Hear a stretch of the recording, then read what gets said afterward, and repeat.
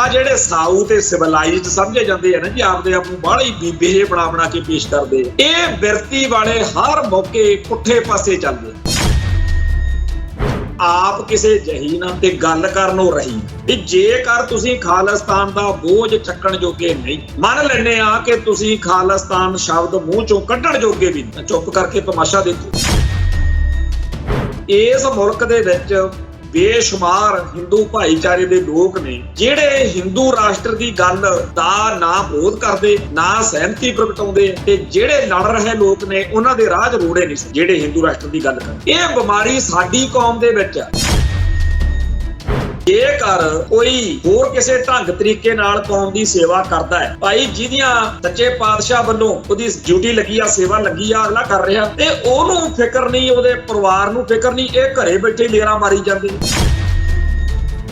ਇਸ ਮੌਕੇ ਪੰਜਾਬ ਦੇ ਵਿੱਚ ਧੜਾ ਧੜ ਗੈਰ ਪੰਜਾਬੀ ਲੋਕਾਂ ਨੂੰ ਲਿਆ ਕੇ ਵਸਾਇਆ ਜਾ ਰਿਹਾ ਤਾਂ ਕਿ ਸਿੱਖ ਧਰਮ, ਸਿੱਖ ਲੋਕ, ਸਿੱਖਾਂ ਦੀ ਬੋਲੀ ਘੱਟ ਗਿਣਤੀ ਚ ਹੋ ਜੇ, ਮਰ ਜਾਵੇ, ਹੌਲੀ ਹੌਲੀ ਡਿਲੀਟ ਹੋ ਜੇ, ਖਤਮ ਹੋ ਜੇ। ਪੰਜਾਬ ਤੋਂ ਜੀ ਦੂਜੇ ਸੂਬਿਆਂ 'ਚ ਭਾਰਤ 'ਚ ਬਹੁਤ ਗਏ ਹੋਏ ਨੇ ਉਹ ਭਰਾਵੋ। ਹਰ ਸੂਬੇ ਨੇ ਆਪੋ ਆਪਣੇ ਹਿੱਤਾਂ ਦੀ ਰਾਖੀ ਲਈ ਕਾਨੂੰਨ ਬਣਾਏ ਹੋਏ। ਹਰ ਸੂਬੇ ਦੇ ਵਿੱਚ ਅੱਡ-ਅੱਡ ਉੱਥੋਂ ਦੀ ਬੋਲੀ ਅਤੇ ਧਰਮ ਤੇ ਸੱਭਿਆਚਾਰ ਦੇ ਹਿਸਾਬ ਨਾਲ ਕਾਨੂੰਨ ਨੇ। ਪਰ ਜੇ ਪੰਜਾਬ ਦੇ ਲੋਕ ਕਹਿਣ ਕਿ ਜੀ ਪੰਜਾਬੀ ਬੰਦਿਆਂ ਲਈ ਰਿਜ਼ਰਵੇਸ਼ਨ ਬਣਾਓ, ਜਦੀ ਕਹਿੰਦੇ ਆ ਪੰਜਾਬ ਤਾਂ ਫਿਰਕੂਆਂ ਦਾ, ਪੰਜਾਬ ਤਾਂ ਫਿਰਕਾ ਪ੍ਰਸਤੀ ਕਰਦਾ। ਆਰੀਆ ਸਮਾਜੀ ਕਹਿੰਦੇ ਆ ਸਾਨੂੰ ਪੁੱਛੋ ਸਿੱਖੀ ਕੀ ਹੈ। ਹੋਰ ਬੜੇ ਹਿੰਦੂ ਨੇ ਜਿਹੜੇ ਕਹਿੰਦੇ ਆ ਸਾਨੂੰ ਪਤਾ, ਸਿੱਖਾਂ ਨੂੰ ਤਾਂ ਪਤਾ ਹੀ। ਕਾਮਰੇਡ ਜਿਹੜੇ ਨਾਸਤਕ ਕਹਾਉਂਦੇ ਆਪਦੇ ਆਪ ਨੂੰ, ਉਹ ਵੀ ਕਹਿੰਦੇ ਆ ਜੀ ਸਿੱਖਾਂ ਨੂੰ ਤਾਂ ਪਤਾ ਹੀ ਨਹੀਂ, ਸਾਨੂੰ ਪਤਾ ਸਿੱਖੀ ਕੀ ਹੈ। ਹੈਰਾਨੀ ਦੀ ਗੱਲ ਇਹ ਹੈ ਕਿ ਦੁਨੀਆ ਭਰ ਦਾ ਐਂਟੀ ਸਿੱਖ ਸਿੱਖੀ ਅਤੇ ਸਿੱਖਾਂ ਦਾ ਦੁਸ਼ਮਣ। ਜੇ ਉਹ ਸ਼ਾਂਤੀ ਨਾਲ ਚੱਲਦਾ ਉਹਨੂੰ ਕਹਿਣਗੇ ਬਾਬਾ ਦੀਪ ਸਿੰਘ ਜੇਤੇ ਕਰ, ਜੇ ਉਹ ਬਾਬਾ ਦੀਪ ਸਿੰਘ ਵਾਲੇ ਰਾਹ ਤੁਰੇ ਫਿਰ ਕਹਿਣਗੇ ਤੂੰ ਗਾਂਧੀ ਬਣ ਜਾ, ਜੇ ਉਹ ਹੋਣ ਮੋਨ ਆ ਉਹਨੂੰ ਕਹਿਣਗੇ ਅੰਮ੍ਰਿਤ ਨਹੀਂ ਛਕਿਆ, ਜੇ ਉਹਦਾ ਅੰਮ੍ਰਿਤ ਛਕਿਆ ਆ ਫਿਰ ਉਹਨੂੰ ਕਹਿਣਗੇ ਵੀ ਤੂੰ ਬਾਹਰ ਰਹਿਣਾ, ਜੇ ਉਹ ਕਹੇ ਮੈਂ ਇੰਡੀਆ ਆਇਆ ਹੋਇਆ ਫਿਰ ਕਹਿਣਗੇ ਸਰਕਾਰ ਨਾਲ ਲੜ ਕੇ ਚੱਲਦਾ ਹੋਣਾ, ਤਾਂਹੀਓ ਇਹਨੂੰ ਪੁਲਿਸ ਫੜ ਕੇ ਅੰਦਰ ਕਰਦੀ। ਹੁਣ ਦੱਸੋ ਵੀ ਕਿਹੜਾ ਢੰਗ ਤਰੀਕਾ ਜਿਹਦੇ ਨਾਲ ਇਸ ਬਿਮਾਰੀ ਦੇ ਸ਼ਿਕਾਰ ਸਿੱਖਾਂ ਨੂੰ ਸਮਝਾਇਆ ਜਾਵੇ ਕਿ ਭਾਈ ਤੁਹਾਡੇ ਮੂਹਰੇ ਬੰਨੇ ਹੱਥ, ਜੇ ਖਾਲਿਸਤਾਨ ਬਣਦਾ ਹੋਇਆ ਤੁਸੀਂ ਖਾਲਿਸਤਾਨ 'ਚ ਨਾ ਰਹੋ। ਅਸਲੀ ਬਿਮਾਰੀ ਤਾਂ ਇਹੀ ਹੈ ਨਾ ਵੀ ਖਾਲਿਸਤਾਨ ਤੁਹਾਨੂੰ ਬਹੁਤ ਮਾੜਾ ਲੱਗਦਾ। TV 84 ਉੱਤੇ ਪ੍ਰੋਗਰਾਮ ਖਬਰ ਦੀ ਖਬਰ ਦੇਖ ਰਹੇ ਸਾਰੇ ਦਰਸ਼ਕਾਂ ਨੂੰ ਮੈਂ ਸਰਬਜੀਤ ਸਿੰਘ ਘੁਮਾਣ ਫਤਿਹ ਅਰਜ਼ ਕਰਦਾ ਜੀ। ਵਾਹਿਗੁਰੂ ਜੀ ਕਾ ਖਾਲਸਾ, ਵਾਹਿਗੁਰੂ ਜੀ ਕੀ ਫਤਿਹ। ਅੱਜ ਦੇ ਅਖਬਾਰਾਂ ਦੇ ਵਿੱਚ ਇਹ ਖਬਰ ਛਪੀ ਆ ਕਿ ਭਾਈ ਅਮਰਤਪਾਲ ਸਿੰਘ ਡਿਬਰੂਗੜ੍ਹ ਜੇਲ੍ਹ ਦੇ ਵਿੱਚ ਰਹਿੰਦਿਆਂ ਹੋਇਆਂ ਵੀ ਵੱਖਵਾਦੀਆਂ ਦੇ ਸੰਪਰਕ ਵਿੱਚ ਸੀ। ਇਹ ਜਿਹੜਾ NSA ਲੱਗੀ ਹੋਈ ਆ ਉਹਦੀ ਸੁਣਵਾਈ ਅਦਾਲਤ ਵਿੱਚ ਜਾਂ ਜਿਹੜੀ ਪਟੀਸ਼ਨ ਸੀਗੀ ਪਾਈ ਗਈ, ਉਹਦੇ ਸੰਬੰਧ ਵਿੱਚ ਜਦੋਂ ਹਾਈ ਕੋਰਟ ਦੇ ਵਿੱਚ ਸਰਕਾਰ ਨੇ ਜਵਾਬ ਦਿੱਤਾ ਹੈ, ਉੱਥੇ ਇਹ ਗੱਲ ਆਖੀ। ਹੁਣ ਗੱਲ ਇਹ ਆ ਵੀ ਬੰਦਾ ਤੁਹਾਡੀ ਜੇਲ੍ਹ 'ਚ ਆ, ਤੁਹਾਡੀ ਕੈਦ 'ਚ, ਤੇ ਉੱਥੇ ਸਖਤ ਸੁਰੱਖਿਆ ਹੋਣ ਕਰਕੇ ਹੀ ਵੀ ਤੁਸੀਂ ਉਹਨੂੰ ਐਡੀ ਦੂਰ ਰੱਖਿਆ ਪੰਜਾਬ ਤੋਂ, ਤੇ ਪੂਰਾ ਤੁਸੀਂ ਆਪਦੇ ਵੱਲੋਂ ਇਹ ਲੋਕਾਂ ਨੂੰ ਦੱਸਿਆ ਕਿ ਜੀ ਪੰਜਾਬ ਦੇ ਵਿੱਚ ਜੇ ਇੱਥੇ ਰੱਖਿਆ, ਇੱਥੇ ਉਹੋ ਜਿਹੇ ਪ੍ਰਬੰਧ ਨਹੀਂ ਹੈਗੇ, ਇਸ ਕਰਕੇ ਅਸੀਂ ਜੀ ਉਹਨੂੰ ਬਹੁਤ ਦੂਰ ਤੇ ਜਿੱਥੇ ਸਖਤ ਤੋਂ ਸਖਤ ਪ੍ਰਬੰਧ ਨੇ ਉੱਥੇ ਉਪੜਦਾ ਕਰ ਰਹੇ। ਇਕੱਲੇ ਭਾਈ ਅਮਰਤਪਾਲ ਸਿੰਘ ਦੀ ਗੱਲ ਨਹੀਂ, ਉਹਦੇ ਨਾਲ ਜਿਹੜੇ ਹੋਰ ਉਹਦੇ 9 ਸਾਥੀ ਡਿਬਰੂਗੜ੍ਹ ਭੇਜੇ ਗਏ ਉਹਦੀ ਵੀ ਗੱਲ ਨਹੀਂ। ਆ ਪਿਛਲੇ ਦਿਨੀ ਇੱਕ ਹੋਰ ਜਰਾਇਮ ਕਰਨ ਵਾਲਾ ਮੁਜਰਮ ਜਿਹੜਾ ਨਸ਼ਿਆਂ ਦੇ ਮਾਮਲੇ ਦੇ ਵਿੱਚ ਕਾਫੀ ਜ਼ਿਆਦਾ ਬਦਨਾਮ ਬੰਦਾ ਹੈ, ਉਹਨੂੰ ਵੀ ਉੱਥੇ ਭੇਜਣ ਦੀ ਚਰਚਾ ਆਪਾਂ ਸਾਰਿਆਂ ਨੇ ਮੀਡੀਆ 'ਚ ਸੁਣੀ ਕਰੀ। ਉੱਥੇ ਵੀ ਇਹੀ ਦਲੀਲ ਸੀ ਕਿ ਡਿਬਰੂਗੜ੍ਹ ਜੇਲ੍ਹ ਆ ਜਿਹੜੀ ਉਹ ਬਹੁਤ ਸੁਰੱਖਿਅਤ। ਇੱਕ ਪਾਸੇ ਭਾਰਤੀ ਨਿਜ਼ਾਮ ਡਿਬਰੂਗੜ੍ਹ ਜੇਲ੍ਹ ਦੇ ਇੰਨੇ ਸੋਹਲੇ ਗਾਉਂਦਾ ਵੀ ਉੱਥੇ ਦਾ ਜੀ ਬਸ ਚਿੜੀ ਨਹੀਂ ਪਰ ਮਾਰ ਸਕਦੀ। ਦੂਜੇ ਪਾਸੇ ਤੁਸੀਂ ਇਹ ਕਹਿੰਦੇ ਹੋ ਕਿ ਜੀ ਉੱਥੇ ਰਹਿੰਦਿਆਂ ਹੋਇਆਂ ਵੀ ਭਾਈ ਅਮਰਤਪਾਲ ਸਿੰਘ ਵੱਖਵਾਦੀਆਂ ਦੇ ਸੰਪਰਕ ਵਿੱਚ ਸੀ। ਹੁਣ ਇਹ ਵੱਖਵਾਦੀ ਕੌਣ ਆ? ਪਹਿਲੀ ਗੱਲ ਤਾਂ ਤੁਹਾਡੇ ਸਿਸਟਮ ਦੇ ਉੱਤੇ ਲਾਹਨਤ ਆ ਜਿਹੜਾ ਆਪਦੀ ਕੈਦ ਵਿੱਚ ਪਾਏ ਹੋਏ ਬੰਦੇ ਨੂੰ ਵੀ ਇਹ ਕਹਿੰਦਾ ਕਿ ਜੀ ਸਾਡੀ ਵਾਹ ਨਹੀਂ ਚੱਲਦੀ, ਸਾਤੋਂ ਪਰਾਂ ਹੋ ਕੇ ਸਾਤੋਂ ਸਾਡੇ ਪ੍ਰਬੰਧਾਂ ਨੂੰ ਬਿਲਕੁਲ ਨੀਵਾਂ ਦਿਖਾ ਕੇ ਬੰਦਾ ਜਿਹੜਾ ਹੈ ਉਹ ਆਪਦੀ ਮਰਜ਼ੀ ਦੇ ਬੰਦਿਆਂ ਨਾਲ ਸੰਪਰਕ ਰੱਖਣ ਵਿੱਚ ਕਾਮਯਾਬ ਰਹਿੰਦਾ ਹੈ। ਦੂਜੀ ਗੱਲ, ਜਿਨ੍ਹਾਂ ਨੂੰ ਵੱਖਵਾਦੀ ਕਿਹਾ ਜਾ ਰਿਹਾ ਹੈ, ਕੌਣ ਨੇ? ਵੱਧ ਤੋਂ ਵੱਧ ਉਹਦੇ ਪਰਿਵਾਰ ਦੇ ਮੈਂਬਰ ਜਾਂ ਉਹਦੇ ਵਕੀਲ ਸਾਹਿਬਾਨ ਜਾਂ ਹੋਰ ਉਹਨਾਂ ਨਾਲ ਜਿਨ੍ਹਾਂ ਨਾਲ ਉਹਦਾ ਤਾਲਮੇਲ ਪਿਆਰ ਹੋ ਸਕਦਾ। ਮਤਲਬ ਕਿ ਤੁਸੀਂ ਉਹਨਾਂ ਸਿੱਖਾਂ ਨੂੰ ਜਿਹੜੇ ਭਾਈ ਅਮਰਤਪਾਲ ਸਿੰਘ ਦੇ ਨਾਲ ਕਿਸੇ ਵੀ ਤਰੀਕੇ ਦਾ ਸਾਥ ਸਹਿਯੋਗ ਦੇਣ ਵਾਲੇ ਨੇ, ਪਿਆਰ ਸਤਿਕਾਰ ਕਰਨ ਵਾਲੇ ਆ, ਉਹਨਾਂ ਨੂੰ ਕਹਿੰਦੇ ਹੋ ਵੀ ਉਹ ਵੱਖਵਾਦੀ ਨੇ। ਇਹੀ ਬਿਮਾਰੀ 1947 ਤੋਂ ਚੱਲੀ ਆਉਂਦੀ ਆ ਇਸ ਹਿੰਦੂ ਇੰਡੀਆ ਨੂੰ ਕਿ ਕੌਮ ਪ੍ਰਸਤ ਸਿੱਖ ਜਿਹੜੇ ਨੇ ਉਹ ਵੱਖਵਾਦੀ ਨੇ, ਉਹ ਰੈਡੀਕਲ ਨੇ, ਉਹ ਟੈਰਰਿਸਟ ਨੇ, ਉਹ ਐਕਸਟ੍ਰੀਮਿਸਟ ਨੇ, ਉਹ ਦੇਸ਼ ਦੀ ਏਕਤਾ ਤੇ ਅਖੰਡਤਾ ਦੇ ਦੁਸ਼ਮਣ ਨੇ, ਤੇ ਉਹ ਪਾਕਿਸਤਾਨ ਦੇ ਏਜੰਟ ਨੇ, ਉਹ ਹਿੰਦੂ ਸਿੱਖ ਏਕਤਾ ਦੇ ਵੈਰੀ ਨੇ। ਇਹ ਜਿਹੜੀ ਮਹਾਰਨੀ ਆ 1947 ਤੋਂ ਲਗਾਤਾਰ ਤੁਣਤੁਣੀ ਵੱਜ ਰਹੀ ਆ ਤੇ ਸਾਡੀ ਕੌਮ ਨਹੀਂ ਸਮਝੀ ਕਿ ਜਿਹੜੇ 15 ਅਗਸਤ ਤੋਂ 10 ਅਕਤੂਬਰ ਤੱਕ ਮਸਾਂ 50-60 ਦਿਨ ਬਣਦੇ ਆ, ਇੰਨੇ ਦਿਨਾਂ 'ਚ ਹੀ ਉਹ ਕਸਮਾਂ, ਵਾਅਦੇ, ਪਰਣ, ਸੌਹਾਂ, ਅਹਿਦ ਸਭ ਭੁੱਲ ਗਏ ਵੀ ਅਸੀਂ ਤਾਂ ਥਾਂ ਥਾਂ ਤੇ ਖੜ ਕੇ ਸਿੱਖਾਂ ਨੂੰ ਵਾਅਦੇ ਕਰਦੇ ਰਹੇ ਹਾਂ, ਸੌਹਾਂ ਖਾਂਦੇ ਰਹੇ ਹਾਂ ਕਿ ਜੀ ਭਾਰਤ ਵਿੱਚ ਸਿੱਖਾਂ ਨੂੰ ਇੱਕ ਵੱਖਰਾ ਖਿੱਤਾ ਹੀ ਘੜ ਕੇ ਦੇ ਦੇਣਾ ਆਪਾਂ, ਤੁਸੀਂ ਉੱਥੇ ਆਪਦੇ ਬੋਲੀ ਅਤੇ ਸੱਭਿਆਚਾਰ ਨੂੰ ਜਿਸ ਤਰੀਕੇ ਨਾਲ ਮਰਜ਼ੀ ਚੜ੍ਹਦੀ ਕਲਾ 'ਚ ਰਹੋ ਜੀ ਪੂਰੇ। ਭਾਰਤ ਵਿੱਚ ਕਹਿੰਦੇ ਕੋਈ ਕਾਨੂੰਨ ਹੀ ਨਹੀਂ ਪਾਸ ਹੋਣਾ ਜਿੰਨਾ ਟਾਈਮ ਸਿੱਖ ਨਹੀਂ ਉਹਨੂੰ ਪਹਿਲਾਂ ਮੰਨਦੇ। ਉਹ ਸਾਰਾ ਕੁਝ ਭੁੱਲ ਕੇ ਸਭ ਤੋਂ ਪਹਿਲਾ ਜ਼ਰੂਰੀ ਕੰਮ ਜਿਹੜਾ ਇਸ ਮੁਲਕ ਦੇ ਨਵੇਂ ਬਣੇ ਹਾਕਮਾਂ ਨੂੰ ਲੱਗਿਆ ਉਹ ਕੀ ਸੀ? ਅਖੇ ਜੀ ਸਿੱਖ ਜਿਹੜੇ ਨੇ ਉਹ ਜਰਾਇਮ ਪੇਸ਼ਾ ਕੌਮ ਆ ਤੇ ਇਹਨਾਂ ਤੇ ਸਖਤੀ ਕੀਤੀ ਜਾਵੇ, ਤਸ਼ੱਦਦ ਕੀਤਾ ਜਾਵੇ, ਮਤਲਬ ਕਿ ਇਹਨਾਂ ਦੀ ਅਕਲ ਟਿਕਾਣੇ ਲਿਆਂਦੀ ਜਾਵੇ ਕਿ ਇਹ ਜਿਹੜਾ ਨਵਾਂ ਮੁਲਕ ਬਣਿਆ ਇੱਥੇ ਮਾਲਕ ਕੌਣ ਹੈ ਤੇ ਇਸ ਮੁਲਕ ਦੇ ਵਿੱਚ ਗੁਲਾਮ ਕੌਣ ਹੈ, ਇਹਨਾਂ ਨੂੰ ਅਕਲ ਦਿਓ। ਇਹ ਸਾਰੀ ਜਿਹੜੀ ਅੱਜ ਤੱਕ ਦਾਸਤਾਨ ਸਾਡੇ ਪਿੰਡਾਂ ਤੇ ਸਾਡੀ ਰੂਹ ਤੇ ਇਸ ਮੁਲਕ ਦਾ ਨਿਜ਼ਾਮ ਲਿਖ ਰਿਹਾ ਉਹ 1947 ਤੋਂ ਹੀ ਨਹੀਂ, ਇਸ ਤੋਂ ਪਹਿਲਾਂ ਤੋਂ 5 ਸਦੀਆਂ ਤੋਂ, ਜਿਸ ਵੇਲੇ ਬਾਬੇ ਨਾਨਕ ਨੇ ਬ੍ਰਾਹਮਣਵਾਦ ਦਾ ਜਨੇਊ ਪਾਉਣ ਤੋਂ ਇਨਕਾਰ ਕੀਤੀ ਆ, ਅਗਲੇ ਉਦੋਂ ਦੇ ਸਿੱਖੀ ਨੂੰ ਤੇ ਸਿੱਖਾਂ ਨੂੰ ਦੁਸ਼ਮਣ ਮੰਨੀ ਫਿਰਦੇ ਆ ਤੇ ਸਾਡੀ ਭੋਲੀ ਕੌਮ ਕਹਿੰਦੀ ਆ ਜੀ ਭਾਰਤ ਮਾਤਾ ਕੀ ਜੈ ਤੇ ਹਿੰਦੂ ਸਾਡੇ ਵੱਡੇ ਭਰਾ ਨੇ, ਅਸੀਂ ਤਾਂ ਹਿੰਦੂਆਂ ਚੋਂ ਨਿਕਲੇ। ਅਸਲ ਵਿੱਚ ਤਾਂ ਹਿੰਦੂਆਂ ਦੇ, ਹਿੰਦੂਇਜ਼ਮ ਦੇ, ਬ੍ਰਾਹਮਣਵਾਦ ਦੇ ਸਤਾਏ ਹੋਏ ਲੋਕ ਸਿੱਖ ਸੀ, ਦੁਖੀ ਸੀ। ਇੰਨਾ ਮਾੜਾ, ਭੈੜਾ, ਘਟੀਆ ਤੇ ਨੀਚ ਕਿਸਮ ਦਾ ਮਾਹੌਲ ਹੋਵੇ ਜਿੱਥੇ, ਉੱਥੇ ਕੌਣ ਰਹੂਗਾ ਜੀ? ਲੋਕ ਸਿੱਖ ਸੱਜ ਗਏ। ਉਹਨਾਂ ਸਾਰੇ ਸਿੱਖਾਂ ਦੀ ਇਸ ਬਗਾਵਤ ਨੂੰ ਬ੍ਰਾਹਮਣਵਾਦ ਨੇ ਪਹਿਲੇ ਦਿਨ ਤੋਂ ਹੀ ਮਿਥਿਆ ਹੋਇਆ ਵੀ ਕੋਈ ਗੱਲ ਨਹੀਂ, ਜਦੋਂ ਜਾੜ ਹੇਠ ਆ ਕੇ ਰਗੜਾਂਗੇ। 1947 ਵਿੱਚ ਅਗਲਿਆਂ ਦੇ ਹੱਥ 'ਚ ਸੱਤਾ ਆ ਗਈ ਤੇ ਹੁਣ ਅਗਲੇ ਹਰ ਗੱਲ ਕਾਨੂੰਨ ਦੇ ਘੇਰੇ ਵਿੱਚ ਲੈ ਕੇ ਰਗੜਦੇ। ਹੁਣ ਆ ਚਾਹੇ ਭਾਈ ਅਮਰਤਪਾਲ ਸਿੰਘ ਤੇ ਚਾਹੇ ਕੋਈ ਹੋਰ ਆ, ਜਿਹੜਾ ਵੀ ਪੰਥ ਪ੍ਰਸਤੀ ਦੀ ਗੱਲ ਕਰੂਗਾ ਉਹਦੇ ਨਾਲ ਆਹੀ ਕੁਝ ਹੋਣਾ ਜਿਹੜਾ ਕੁਝ ਹੋਰ ਬਹੁਤ ਸਾਰੇ ਨੌਜਵਾਨਾਂ ਨਾਲ ਹੋ ਰਿਹਾ। ਤੇ ਜਿਨ੍ਹਾਂ ਨਾਲ ਇਹ ਬੀਤੀ ਨਹੀਂ, ਜਿਨ੍ਹਾਂ ਨੂੰ ਅਜੇ ਸੇਕ ਨਹੀਂ ਲੱਗਿਆ, ਉਹਨਾਂ ਨੂੰ ਲੱਗਦਾ ਕਿ ਮੁਲਕ ਬੜਾ ਵਧੀਆ ਹੈ। ਜਿਹੜੇ ਚਾਰਕ ਆ ਤੱਤੇ ਚੱਲਦੇ ਆ ਨਾ ਜੀ, ਇਹ ਪੁਆੜੇ ਖੜੇ ਕਰਦੇ। ਮੈਂ ਬੜਾ ਹੈਰਾਨ ਹੁੰਨਾ ਵੀ ਆਪਦੇ ਆਪ ਨੂੰ ਬਹੁਤ ਸਿਆਣੇ, ਵਿਦਵਾਨ, ਪੜ੍ਹੇ ਲਿਖੇ ਤੇ ਬਹੁਤ ਹੀ ਜ਼ਿਆਦਾ ਇੰਟੈਲੀਜੈਂਟ ਸਮਝਣ ਵਾਲੇ ਲੋਕ ਆ ਜਿਹੜੇ ਉਹ ਸੱਚ ਨੂੰ ਪ੍ਰਵਾਨ ਕਰਨ ਦੀ ਥਾਂ ਕਿਵੇਂ ਲੁਕਦੇ, ਬਚਦੇ ਤੇ ਝੂਠ ਬੋਲਦੇ ਫਿਰਦੇ। 1947 ਤੋਂ ਪਹਿਲਾਂ ਚਲੋ ਮੰਨ ਲੈਂਦੇ ਆ ਵੀ ਸਾਨੂੰ ਸਮਝ ਘੱਟ ਹੋਊਗੀ, ਪਰ ਜੋ ਕੁਝ ਸਾਡੇ ਨਾਲ ਹੁਣ ਤੱਕ ਹੋਈ ਆ, ਜੇ ਹੁਣ ਵੀ ਨਹੀਂ ਅਕਲ ਆਈ ਤਾਂ ਫਿਰ ਅਕਲ ਕਿਵੇਂ ਆਊਗੀ? 1984 ਤੋਂ ਪਹਿਲਾਂ ਬਹੁਤ ਸਾਰੇ ਲੋਕਾਂ ਦੇ ਦਿਲ ਦਿਮਾਗ ਵਿੱਚ ਇਹ ਕੀੜਾ ਸੀਗਾ ਕਿ ਜੀ ਐਵੇਂ ਸਿੱਖ ਜਿਹੜੇ ਨੇ, ਅਕਾਲੀ ਜਿਹੜੇ ਨੇ ਮੋਰਚੇ ਲਾਈ ਜਾਂਦੇ ਆ, ਇਹ ਮੁਲਕ ਤਾਂ ਬਹੁਤ ਵਧੀਆ। ਪਰ ਜਦੋਂ ਨਵੰਬਰ 84 ਨੂੰ ਗਵਾਂਢ ਦੇ ਵਿੱਚੋਂ ਨਿਕਲ ਕੇ ਲਾਲਿਆਂ ਨੇ ਘਰ ਦੇ ਵਿੱਚ ਫੜ ਕੇ ਸਿੱਖ ਦੇ ਗਲ 'ਚ ਟਾਇਰ ਪਾਇਆ, ਧੀਆਂ ਭੈਣਾਂ ਨੂੰ ਬੇਪਤ ਕੀਤਾ, ਗੁਰਦੁਆਰਿਆਂ ਨੂੰ ਅੱਗਾਂ ਲਾਈਆਂ, ਉਸ ਮੌਕੇ ਜਿਹਨੂੰ ਬਿਲਕੁਲ ਹੀ ਗਿਆ ਗੁਜ਼ਰਿਆ ਵੀ ਸਮਝਦੇ ਸੀ ਨਾ, ਉਹਨੇ ਵੀ ਮਰਨ ਤੋਂ ਪਹਿਲਾਂ ਸਿੱਖ ਨੇ ਇੰਨਾ ਕੁ ਤਾਂ ਸਮਝ ਹੀ ਲਿਆ ਕਿ ਧਰਕਾਰ ਆ ਮੇਰੇ ਤੇ, ਲਾਹਣਤ ਆ ਮੇਰੇ ਤੇ, ਜਿਹੜਾ ਇਹਨਾਂ ਲੋਕਾਂ ਤੇ ਯਕੀਨ ਕਰਕੇ ਇੱਥੇ ਆਪਦੀ ਕੌਮ ਨੂੰ ਗਲਤ ਕਹਿੰਦਾ ਰਿਹਾ ਕਿ ਐਵੇਂ ਮੋਰਚੇ ਲਾਈ ਫਿਰਦੇ।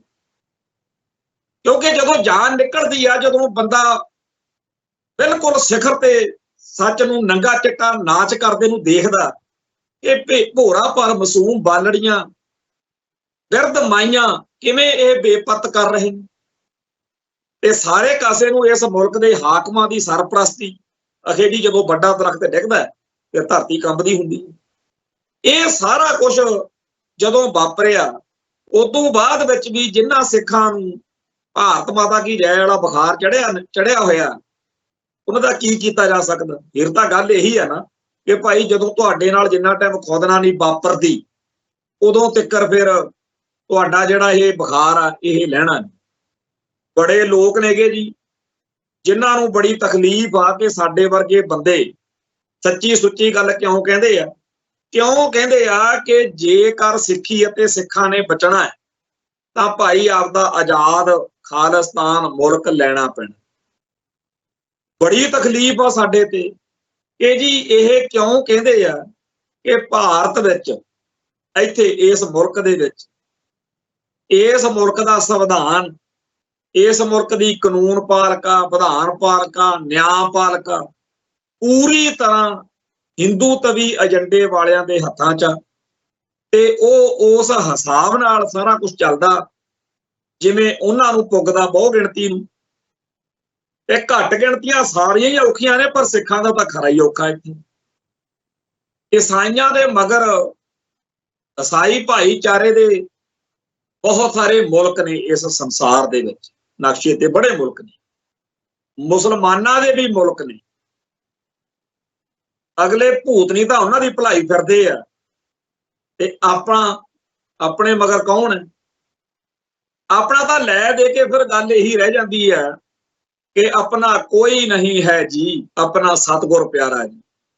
ਇੱਕ ਤੱਕਿਆ ਸਹਾਰਾ ਬਸ ਤੇਰਾ, ਹੋਰ ਸਭ ਢਾਈਆਂ ਢੇਰੀਆਂ। ਮੇਰਾ ਰੁੱਸੇ ਨਾ ਕਲਗੀਆਂ ਵਾਲਾ, ਜੱਗ ਭਾਵੇਂ ਸਾਰਾ ਰੁੱਸ ਜੀ।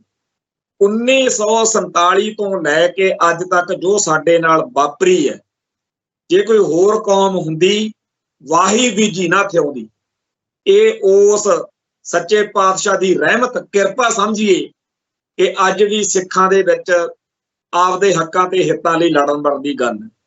ਪਰ ਸਾਡੀ ਕੌਮ ਦਾ ਬਹੁਤ ਵੱਡਾ ਹਿੱਸਾ ਅੱਜ ਵੀ ਮਾਤਾ ਦਾ ਮਾਲ ਬਣ ਕੇ ਉਸ ਨਿਜ਼ਾਮ ਦੇ, ਉਸ ਭਾਰਤੀ ਹਕੂਮਤ ਦੇ ਗੁਣ ਗਾਉਂਦਾ ਹੈ, ਤੇ ਸਾਡੇ ਵਰਗਿਆਂ ਨੂੰ ਬੜਾ ਔਖਾ ਝਾਕਦੇ। ਇਹ ਜੀ ਪਵਾੜੇਬਾਜ਼। ਸੱਚੀ ਗੱਲ ਇਹ ਆ ਵੀ ਕਿਸੇ ਵਿਦਵਾਨ ਨੇ ਕਿਹਾ ਕਿ ਕਿਸੇ ਕੌਮ ਦੇ ਯੋਧਿਆਂ ਦੀ, ਸੂਰਮਿਆਂ ਦੀ, ਲੜਾਕਿਆਂ ਦੀ ਕਦਰ ਉਦੋਂ ਹੀ ਪੈਂਦੀ ਆ ਜਦੋਂ ਦੁਸ਼ਮਣ ਦਰਾਂ 'ਚ ਆ ਕੇ ਲਲਕਾਰਦਾ। ਉਦੋਂ ਪਹਿਲਾਂ ਕੌਣ ਪੁੱਛਦਾ? ਉਦੋਂ ਪਹਿਲਾਂ ਤਾਂ ਜਿਹੜੇ ਰੜਕ ਵਾਲੇ ਸਿੱਖ ਹੁੰਦੇ ਆ ਨਾ ਜੀ, ਉਹ ਜਿਹੜੇ ਆਪਦੇ ਆਪ ਨੂੰ ਬਾਹਲੇ ਸਾਊ, ਬੀਬੇ ਤੇ ਗੁੱਡਮੈਨ ਦੀ ਲਾਲਟਨ ਸਮਝਦੇ ਆ, ਉਹਨਾਂ ਨੂੰ ਲੱਗਦਾ ਵੀ ਇਹ ਜਿਹੜੇ ਪੰਗੇ ਜੇ ਖੜੇ ਕਰਦੇ ਆ, ਤੇ ਜੇ ਕਿਤੇ ਇਹ ਟਿਕ ਜਾਣ ਨਾ, ਇਹ ਜਿਹੜੇ ਆਪਦੇ ਆਪ ਨੂੰ ਪੰਥਕ, ਕੌਮ ਪ੍ਰਸਤ, ਖਾਲਿਸਤਾਨੀ, ਇਹ ਜੇ ਹਟ ਜਾਣ ਨਾ, ਤਾਂ ਇਸ ਮੁਲਕ ਦੇ ਵਿੱਚ ਬੜੇ ਸੌਖੇ ਦਿਨ ਲੰਘ ਸਕਦੇ। ਬੜੇ ਸਿੱਖਾਂ ਨੂੰ ਇਹ ਵਹਿਮ। ਪਰ ਸੱਚਾਈ ਇਹ ਹੈ ਕਿ ਜਿਹੜੇ ਪੰਥ ਪ੍ਰਸਤ, ਕੌਮ ਪ੍ਰਸਤ, ਜਿਨ੍ਹਾਂ ਦੇ ਉੱਤੇ ਯਕੀਨ ਆ ਇੰਡੀਆ ਨੂੰ ਕਿ ਇਹ ਲੜਨਗੇ, ਜਿਨ੍ਹਾਂ ਦਾ ਪਤਾ ਹੋਵੇ ਵੀ ਇਹਨਾਂ ਨੇ ਮਾਤਾ ਦੇ ਮਾਲ ਨੇ ਕੀ ਕਰਨਾ, ਉਹਨਾਂ ਨਾਲ ਨਜਿੱਠਣ ਮੌਕੇ ਇੰਡੀਆ ਨੂੰ ਕੋਈ ਬਹੁਤੀ ਸੋਚ ਬਿਉਂਤ ਦੀ ਕੋਈ ਲੋੜ ਨਹੀਂ ਪੈਂਦੀ। ਜਿਵੇਂ 1984 ਮੌਕੇ, ਨਵੰਬਰ 84 ਮੌਕੇ ਉਹਨਾਂ ਨੂੰ ਕੋਈ ਬਹੁਤਾ ਫਿਕਰ ਨਹੀਂ ਸੀਗਾ ਵੀ ਦਿੱਲੀ ਵਾਲੇ ਜਾਂ ਸਾਰੇ ਭਾਰਤ ਵਿੱਚ ਅੱਡ-ਅੱਡ ਸ਼ਹਿਰਾਂ 'ਚ ਜਿਹੜੇ ਸਿੱਖਾਂ ਦਾ ਕਤਲੇਆਮ ਕਰਨਾ, ਕਰਾਉਣਾ, ਵੀ ਇਹ ਕੁਛ ਕਰਨਗੇ। ਉਹਨਾਂ ਨੂੰ ਪੂਰਾ ਯਕੀਨ ਸੀ ਵੀ ਇੱਥੇ ਸਾਡੇ 'ਚ ਰਹਿੰਦੇ ਆ ਇਹ ਸਾਡੇ ਵਰਗੇ ਹੋਏ ਪਏ ਨੇ, ਇਹਨਾਂ ਨੇ ਕੀ ਕਰ ਲੈਣਾ ਜੀ, ਜਿਵੇਂ ਮਰਜ਼ੀ ਇਹਨਾਂ ਨਾਲ ਕਰੀ। ਪਰ ਜੂਨ 84 ਮੌਕੇ ਉਹਨਾਂ ਨੂੰ ਬੜਾ ਸੋਚਣਾ ਪਿਉਂਤਣਾ ਪਿਆ। ਇਹਦਾ ਸ਼ੁਕਰ ਕਰੋ ਕਿ ਧਰਮੀ ਫੌਜੀਆਂ ਨੇ ਬਗਾਵਤ ਕਰਕੇ ਇੱਕ ਨਵਾਂ ਫਰੰਟ ਖੋਲ ਕੇ ਇੱਕ ਨਵੀਂ ਵਿਵਤਾ ਪਿੱਛੇ ਖੜੀ ਕਰਤੀ, ਜਿਹਦੀ ਕਰਕੇ ਸਾਡਾ ਜਿਹੜਾ ਘਾਣ ਆ ਉਹ ਉਸ ਤਰੀਕੇ ਨਾਲ ਨਹੀਂ ਹੋਇਆ। ਨਹੀਂ ਤਾਂ ਜਿਵੇਂ 15 ਤੋਂ 35 ਸਾਲ ਦੇ ਵਿਚਾਲੇ ਸਿੱਖਾਂ ਦਾ ਆਪਰੇਸ਼ਨ ਬਾਰਡਰ ਰੋਜ਼ ਰਾਹੀਂ, ਇੱਕ ਸੀ ਆਪਰੇਸ਼ਨ ਬਲੂ ਸਟਾਰ ਕਿ ਦਰਬਾਰ ਸਾਹਿਬ ਦੇ ਉੱਤੇ ਹਮਲਾ ਕਰਨਾ ਤੇ ਉੱਥੇ ਸਿੱਖਾਂ ਦਾ ਸਭ ਤੋਂ ਵੱਡਾ ਘਾਣ ਕਰਨਾ। ਬਾਕੀ 15 ਤੋਂ 35 ਸਾਲ ਦੇ ਵਿਚਾਲੇ ਸਿੱਖ ਜਿਹੜੇ ਨੇ ਉਹਨਾਂ ਬਾਰੇ ਬਾਤਚੀਤ ਪਰਚੇ ਦੇ ਵਿੱਚ ਇਹ ਲਿਖ ਦਿੱਤਾ ਗਿਆ ਕਿ ਇਹ ਸਾਰੇ ਦਹਿਸ਼ਤਗਰਦ ਨੇ, ਇਹਨਾਂ ਨੂੰ ਐਵੇਂ ਸਾਊ ਜੇ ਨਾ ਸਮਝੋ। ਬੜਾ ਕੁਝ ਲਿਖਿਆ ਹੋਇਆ ਉਹ ਸਾਰਾ ਪੜ੍ਹਨ ਵਾਲਾ ਬਾਤਚੀਤ ਪਰਚੇ 'ਚ। ਖੈਰ, ਉਸ ਮੌਕੇ ਇਸ ਮੁਲਕ ਦੇ ਹਾਕਮਾਂ ਨੂੰ ਬਿਲਕੁਲ ਇਹ ਚੇਤਾ ਸੀ ਕਿ ਇਸ ਤਰੀਕੇ ਦਾ ਹੀ ਹੁਕਮ ਬਾਦਸ਼ਾਹ ਫਰਸ਼ੀਅਰ ਨੇ ਵੀ ਦਿੱਤਾ ਸੀ ਵੀ ਜਿੱਥੇ ਸਿੱਖ ਮਿਲਦਾ ਮਾਰ ਦਿਓ, ਸਿਰਾਂ ਦੇ ਮੁੱਲ ਰੱਖੇ ਸੀ। ਇਹੋ ਜਿਹਾ ਹੁਕਮ ਲਾਹੌਰ ਦਰਬਾਰ ਨੇ, ਦਿੱਲੀ ਦਰਬਾਰ ਨੇ ਬੜੀ ਵਾਰ ਦਿੱਤਾ, ਬੜੀ ਵਾਰ। 7-8 ਕਤਲੇਆਮਾਂ ਸਿੱਖਾਂ ਦੀਆਂ ਇਤਿਹਾਸ ਵਿੱਚ ਹੋਈਆਂ। ਇਹੋ ਜਿਹੀ ਇੱਕ ਕਤਲੇਆਮ 1984 ਚ ਵਿਉਂਤੀ ਗਈ ਸੀ, ਪਰ ਧਰਮੀ ਫੌਜੀਆਂ ਦੀ ਬਗਾਵਤ ਨੇ ਸਾਰੀ ਗਿਣਤੀ ਜੀ ਹਿਲਾਤੀ ਤੇ ਇਸ ਕਰਕੇ ਉਹ ਆਰਡਰ ਜਿਹੜਾ ਸੀਗਾ ਉਹ ਫਿਰ ਬੰਦ ਕਰਨਾ ਪੈ ਗਿਆ, ਖਤਮ ਕਰਨਾ ਪੈ ਗਿਆ।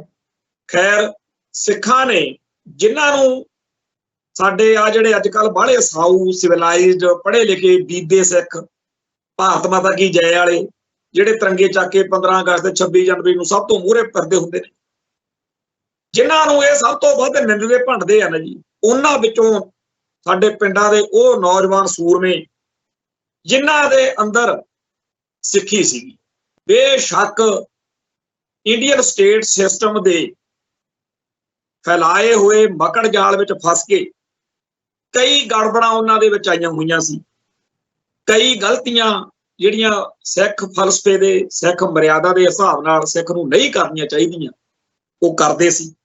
ਪਰ ਉਹਨਾਂ ਦੇ ਅੰਦਰਲੇ ਸਿੱਖ ਨੂੰ ਹਲੂਣਾ ਵੱਜਿਆ, ਝੰਜੋੜਾ ਵੱਜਿਆ, ਉਹ ਜਾਗੇ ਤੇ ਉਹਨਾਂ ਤੋਂ ਜੋ ਸਰਿਆ ਬਣਿਆ ਉਹਨਾਂ ਨੇ ਕਰਕੇ ਇਸ ਮੁਲਕ ਦੇ, ਇਸ ਸੰਸਾਰ ਦੇ ਉੱਤੇ ਇੱਕ ਇਹੋ ਜਿਹਾ ਇਤਿਹਾਸ ਸਿਰਜਿਆ ਕਿ ਅੱਜ ਤੱਕ ਜਿਹੜੇ ਆਲੇ ਦੁਆਲੇ ਦੇ ਲੋਕ ਨੇ ਜੋ ਸਾਡੇ ਇਤਿਹਾਸ ਤੋਂ ਵਾਕਿਫ ਨੇ ਉਹ ਕਹਿੰਦੇ ਆ ਵੀ ਕਮਾਲ। ਕਸ਼ਮੀਰ ਦੇ ਆਜ਼ਾਦੀ ਘੁਲਾਟੀਏ ਜਿਹੜੇ ਆਪਦੀ ਆਜ਼ਾਦੀ ਲਈ ਲੜਦੇ ਨੇ, ਉਹ ਜਦੋਂ ਇਹ ਗੱਲ ਕਹਿੰਦੇ ਆ, ਸਿੱਖੋ ਤੁਹਾਨੂੰ ਪਤਾ ਹੀ ਨਹੀਂ, ਤੁਹਾਡਾ ਲੀਡਰ ਸੰਤ ਭਿੰਡਰਾਂਵਾਲਾ ਬੇਮਿਸਾਲ ਸ਼ਖਸੀਅਤ, ਤੇ ਉਸ ਤੋਂ ਬਾਅਦ ਜੋ ਤੁਹਾਡੀ ਕੌਮ ਦੇ ਸੂਰਮੇ ਜੁਝਾਰੂ ਜਰਨੈਲ, ਜਿਵੇਂ ਉਹਨਾਂ ਦੀ ਸਿਦਕ ਦਿਲੀ ਹੈ, ਤੇ ਤੁਸੀਂ ਜਦੋਂ ਕੋਈ ਜੰਗ ਹੁੰਦੀ ਹੈ, ਜੰਗ ਦੇ ਵਿੱਚ ਇੱਕ ਸੈਨਾਪਤੀ ਤੇ ਇੱਕ ਰਾਜਾ ਜਾਂ ਮਹਾਰਾਜਾ ਜਾਂ ਜਿਹੜਾ ਮੁਖੀ ਹੁੰਦਾ, ਤੇ ਇਸ ਜੰਗ ਵਿੱਚ ਜਿਹੜੀ ਇੰਡੀਆ ਦੀ ਸਿੱਖਾਂ ਉੱਤੇ ਜੰਗ ਸੀ, ਇਹਦੇ ਵਿੱਚ ਤੁਸੀਂ ਇੰਦਰਾ ਗਾਂਧੀ, ਵੈਦਿਆ ਤੇ ਹੋਰ ਜੋ ਕੁਝ ਕਰ ਸਕੇ ਹੋ, ਇਹ ਛੋਟੀ ਗੱਲ ਨਹੀਂ। ਤੇ ਸਾਡੀ ਕੌਮ ਦੇ ਵਿੱਚ ਅਖੇ ਜੀ ਬਹੁਤ ਮਾੜਾ ਹੋ ਗਿਆ ਜੀ। ਉਹ ਤਾਂ ਜੀ ਉਹਨਾਂ ਦਿਨਾਂ ਦੇ ਵਿੱਚ ਇਹਨਾਂ ਖਾੜਕੂਆਂ ਕਰਕੇ ਨੁਕਸਾਨ ਬੜਾ ਹੋ ਗਿਆ। ਜੇ ਇਹੋ ਜਿਹੇ ਸਿੱਖ ਉਦੋਂ ਹੁੰਦੇ ਜਦੋਂ 6ਵੇਂ ਪਾਤਸ਼ਾਹ ਮੌਕੇ ਬਾਜ ਵਾਲਾ ਪੰਗਾ ਖੜਾ ਹੋਇਆ, ਇਹਦੇ ਜੀ ਬਾਜ ਮੰਗਦੇ ਆ ਵੀ ਸ਼ਾਹੀ ਬਾਜ ਫੜ ਲਿਆ ਸਿੱਖਾਂ ਨੂੰ, ਅੱਗਿਓਂ ਵਚਨ ਇਹ ਆਇਆ ਗੁਰੂ ਪਾਤਸ਼ਾਹ ਵੱਲੋਂ, ਇਹ ਬਾਜ ਦੀ ਗੱਲ ਕਰਦੇ, ਅਸੀਂ ਤਾਂ ਤਾਜ ਵੀ ਲੈਣਾ। ਜੰਗ ਹੋਈ, ਉਸ ਜੰਗ ਦੇ ਬਾਰੇ ਆ ਜਿਹੜਾ ਮਾਤਾ ਦਾ ਮਾਲ ਅੱਜ ਪੰਥਕ ਤੇ ਕੌਮੀ ਸੂਰਮਿਆਂ ਦੇ ਵਿੱਚ ਕੀੜੇ ਕੱਢਦਾ ਰਹਿੰਦਾ, ਜੇ ਉਦੋਂ ਹੁੰਦੇ ਇਹਨਾਂ ਨੇ ਕਹਿਣਾ ਸੀ ਐਵੇਂ ਗੁਰੂ ਸਾਹਿਬ ਪੰਗੇ ਲਈ ਜਾਂਦੇ ਆ, ਬਾਜ ਹੀ ਆ, ਅਗਲਿਆਂ ਦੀ ਚੀਜ਼ ਆ, ਦੇ ਕੇ ਪਾਸੇ ਕਰੋ। ਇਹ ਕੀ ਜਾਣਨ ਕਿ ਗੁਰੂ ਪਾਤਸ਼ਾਹ ਦੇ ਉਸ ਫੈਸਲੇ ਦਾ ਅਸਲ ਕਾਰਨ ਕੀ ਹੈ। ਫਿਰ ਜਦੋਂ ਗੁਰੂ ਸਾਹਿਬਾਨ ਨੇ ਮੀਰੀ ਪੀਰੀ ਦੀਆਂ 2 ਕਿਰਪਾਨਾਂ ਧਾਰਨ ਕਾਰਨ ਸਮੇਤ, ਜਦੋਂ ਕਲਗੀਧਰ ਸ਼ਹਿਨਸ਼ਾਹ ਨੇ ਖਾਲਸੇ ਦੀ ਸਿਰਜਣਾ ਮੌਕੇ ਸ੍ਰੀ ਸਾਹਿਬ ਨੂੰ ਕਿਰਪਾਨ ਨੂੰ ਪੱਕਾ ਕਰਤਾ ਵੀ ਹਰ ਸਿੱਖ ਪਹਿਨੇਗਾ, ਕਕਾਰਾਂ ਦੇ ਵਿੱਚ ਸ਼ਾਮਲ ਕਰਤਾ, ਤਾਂ ਉਸ ਮੌਕੇ ਵੀ ਆ ਜੇ ਮਾਤਾ ਦਾ ਮਾਨ ਹੁੰਦਾ ਇਹਨਾਂ ਨੇ ਕਹਿਣਾ ਸੀ ਐਵੇਂ ਪਵਾੜੇ ਖੜੇ ਕਰਦੇ ਨੇ। ਇਹ ਕਿਹੜੇ ਪਾਸੇ ਨੂੰ ਲੈ ਗਈ ਗੱਲ। ਤੇ ਬਾਬਾ ਬੰਦਾ ਸਿੰਘ ਬਹਾਦਰ ਵੇਲੇ ਜਾਂ ਮਿਸਲਾਂ ਦੇ ਦੌਰ ਵਿੱਚ ਜਾਂ ਮਹਾਰਾਜਾ ਰਣਜੀਤ ਸਿੰਘ ਵੇਲੇ ਜਾਂ ਉਸ ਤੋਂ ਬਾਅਦ ਵਿੱਚ ਜਾਂ ਗਦਰ ਲਹਿਰ ਮੌਕੇ ਜਾਂ ਬੱਬਰ ਅਕਾਲੀ ਲਹਿਰ ਮੌਕੇ ਆ ਜਿਹੜੇ ਸਾਊ ਤੇ ਸਿਵਲਾਈਜ਼ਡ ਸਮਝੇ ਜਾਂਦੇ ਆ ਨਾ ਜੀ, ਆਪਦੇ ਆਪ ਨੂੰ ਬਾਹਲੇ ਬੀਬੇ ਜਿਹੇ ਬਣਾ ਕੇ ਪੇਸ਼ ਕਰਦੇ ਆ, ਇਹ ਬਿਰਤੀ ਵਾਲੇ ਹਰ ਮੌਕੇ ਪੁੱਠੇ ਪਾਸੇ ਚੱਲਦੇ ਨੇ। ਇਹਨਾਂ ਵਿੱਚ ਇਹ ਬਿਰਤੀ ਹੁੰਦੀ ਆ ਵੀ ਆਪ ਕਿਸੇ ਜਹੀ ਨਾ ਤੇ ਗੱਲ ਕਰਨੋਂ ਰਹੀ ਨਾ, ਵੀ ਜੇਕਰ ਤੁਸੀਂ ਖਾਲਿਸਤਾਨ ਦਾ ਬੋਝ ਚੱਕਣ ਜੋਗੇ ਨਹੀਂ, ਮੰਨ ਲੈਂਦੇ ਆ ਕਿ ਤੁਸੀਂ ਖਾਲਿਸਤਾਨ ਸ਼ਬਦ ਮੂੰਹ ਚੋਂ ਕੱਢਣ ਜੋਗੇ ਵੀ ਨਹੀਂ, ਤਾਂ ਚੁੱਪ ਕਰਕੇ ਤਮਾਸ਼ਾ ਦੇਖੋ। ਇਸ ਮੁਲਕ ਦੇ ਵਿੱਚ ਬੇਸ਼ੁਮਾਰ ਹਿੰਦੂ ਭਾਈਚਾਰੇ ਦੇ ਲੋਕ ਨੇ ਜਿਹੜੇ ਹਿੰਦੂ ਰਾਸ਼ਟਰ ਦੀ ਗੱਲ ਦਾ ਨਾ ਵਿਰੋਧ ਕਰਦੇ, ਨਾ ਸਹਿਮਤੀ ਪ੍ਰਗਟਾਉਂਦੇ ਆ, ਤੇ ਜਿਹੜੇ ਲੜ ਰਹੇ ਲੋਕ ਨੇ ਉਹਨਾਂ ਦੇ ਰਾਹ 'ਚ ਰੋੜੇ ਨਹੀਂ ਸੁੱਟਦੇ ਜਿਹੜੇ ਹਿੰਦੂ ਰਾਸ਼ਟਰ ਦੀ ਗੱਲ ਕਰਦੇ। ਇਹ ਬਿਮਾਰੀ ਸਾਡੀ ਕੌਮ ਦੇ ਵਿੱਚ ਆ ਵੀ ਜੇਕਰ ਕੋਈ ਖਾਲਿਸਤਾਨ ਦੀ ਗੱਲ ਕਰਦਾ ਹੈ, ਜੇਕਰ ਕੋਈ ਇੰਡੀਅਨ ਸਟੇਟ ਸਿਸਟਮ ਉਹਦੇ ਉੱਤੇ ਕੋਈ ਅਟੈਕ ਕਰੂ, ਉਹਦੇ ਨਾਲ ਮਾੜਾ ਚੰਗਾ ਕਰੂ, ਆਪੇ ਭੁਗਤ ਨੂੰ, ਤੁਸੀਂ ਕਦੋਂ ਲੇਰਾ ਮਾਰਨ ਲੱਗੇ ਹੋਏ। ਇਵੇਂ ਹੀ ਜੇਕਰ ਕੋਈ ਹੋਰ ਕਿਸੇ ਢੰਗ ਤਰੀਕੇ ਨਾਲ ਕੌਮ ਦੀ ਸੇਵਾ ਕਰਦਾ ਹੈ, ਭਾਈ ਜਿਹਦੀਆਂ ਸੱਚੇ ਪਾਤਸ਼ਾਹ ਵੱਲੋਂ ਉਹਦੀ ਡਿਊਟੀ ਲੱਗੀ ਆ, ਸੇਵਾ ਲੱਗੀ ਆ, ਅਗਲਾ ਕਰ ਰਿਹਾ, ਤੇ ਉਹਨੂੰ ਫਿਕਰ ਨਹੀਂ, ਉਹਦੇ ਪਰਿਵਾਰ ਨੂੰ ਫਿਕਰ ਨਹੀਂ, ਇਹ ਘਰੇ ਬੈਠੇ ਲੇਰਾ ਮਾਰੀ ਜਾਂਦੇ।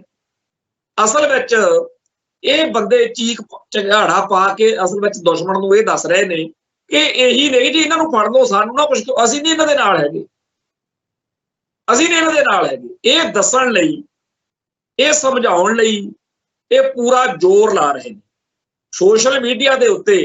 ਮੈਂ ਤਾਂ ਹੈਰਾਨ ਹੋਇਆ ਜਦੋਂ ਵੀ ਕੋਈ ਪੰਥਕ ਜਾਂ ਕੌਮੀ, ਖਾਸ ਤੌਰ ਦੇ ਉੱਤੇ ਜਿੱਥੇ ਮੇਰੀ ਸੋਸ਼ਲ ਮੀਡੀਆ ਉੱਤੇ ਕੋਈ ਪੋਸਟ ਹੋਵੇ ਜਾਂ YouTube ਦੇ ਉੱਤੇ ਹੇਠਾਂ ਕਮੈਂਟ ਪੜ੍ਹਨ ਵਾਲੇ ਹੁੰਦੇ ਨੇ, ਪੂਰਾ ਜ਼ੋਰ ਲਾ ਕੇ ਇੰਡੀਆ ਨੂੰ ਦਿਖਾ ਰਹੇ ਨੇ ਕਿ ਅਸੀਂ ਨਹੀਂ ਜੀ ਇਹਨਾਂ ਖਾਲਿਸਤਾਨੀਆਂ ਦੇ ਨਾਲ ਹੈ। ਇੱਕ ਨੇ ਗੱਲ ਲਿਖੀ, ਕਹਿੰਦਾ ਜੀ ਤੁਸੀਂ ਬਾਹਰ ਬੈਠੇ ਅੱਗ ਲਾਉਂਦੇ ਹੋ, ਲੋਕਾਂ ਦੇ ਪੁੱਤ ਮਰਵਾਉਂਦੇ ਹੋ, ਤੁਸੀਂ ਪੰਜਾਬ ਆਓ। ਹੁਣ ਦੱਸੋ ਉਹਨੂੰ ਕਿਹੜੇ ਹਿਸਾਬ ਨਾਲ ਸਮਝਾਈਏ ਕਿ ਭਾਈ ਪੰਜਾਬ ਹੀ ਰਹਿੰਦੇ ਆ, ਅੰਮ੍ਰਿਤਸਰ ਹੀ ਰਹਿੰਦੇ ਆ। ਦੁਸ਼ਮਣ ਜਿਹੜਾ ਹੈ, ਸਟੇਟ ਜਿਹੜੀ ਹੈ, ਉਹ ਕੋਈ ਕਸਰ ਵੀ ਨਹੀਂ ਛੱਡਦੀ, ਪਰ ਅਸੀਂ ਤਾਂ ਆਪਦਾ ਫਰਜ਼ ਨਿਭਾਉਣਾ।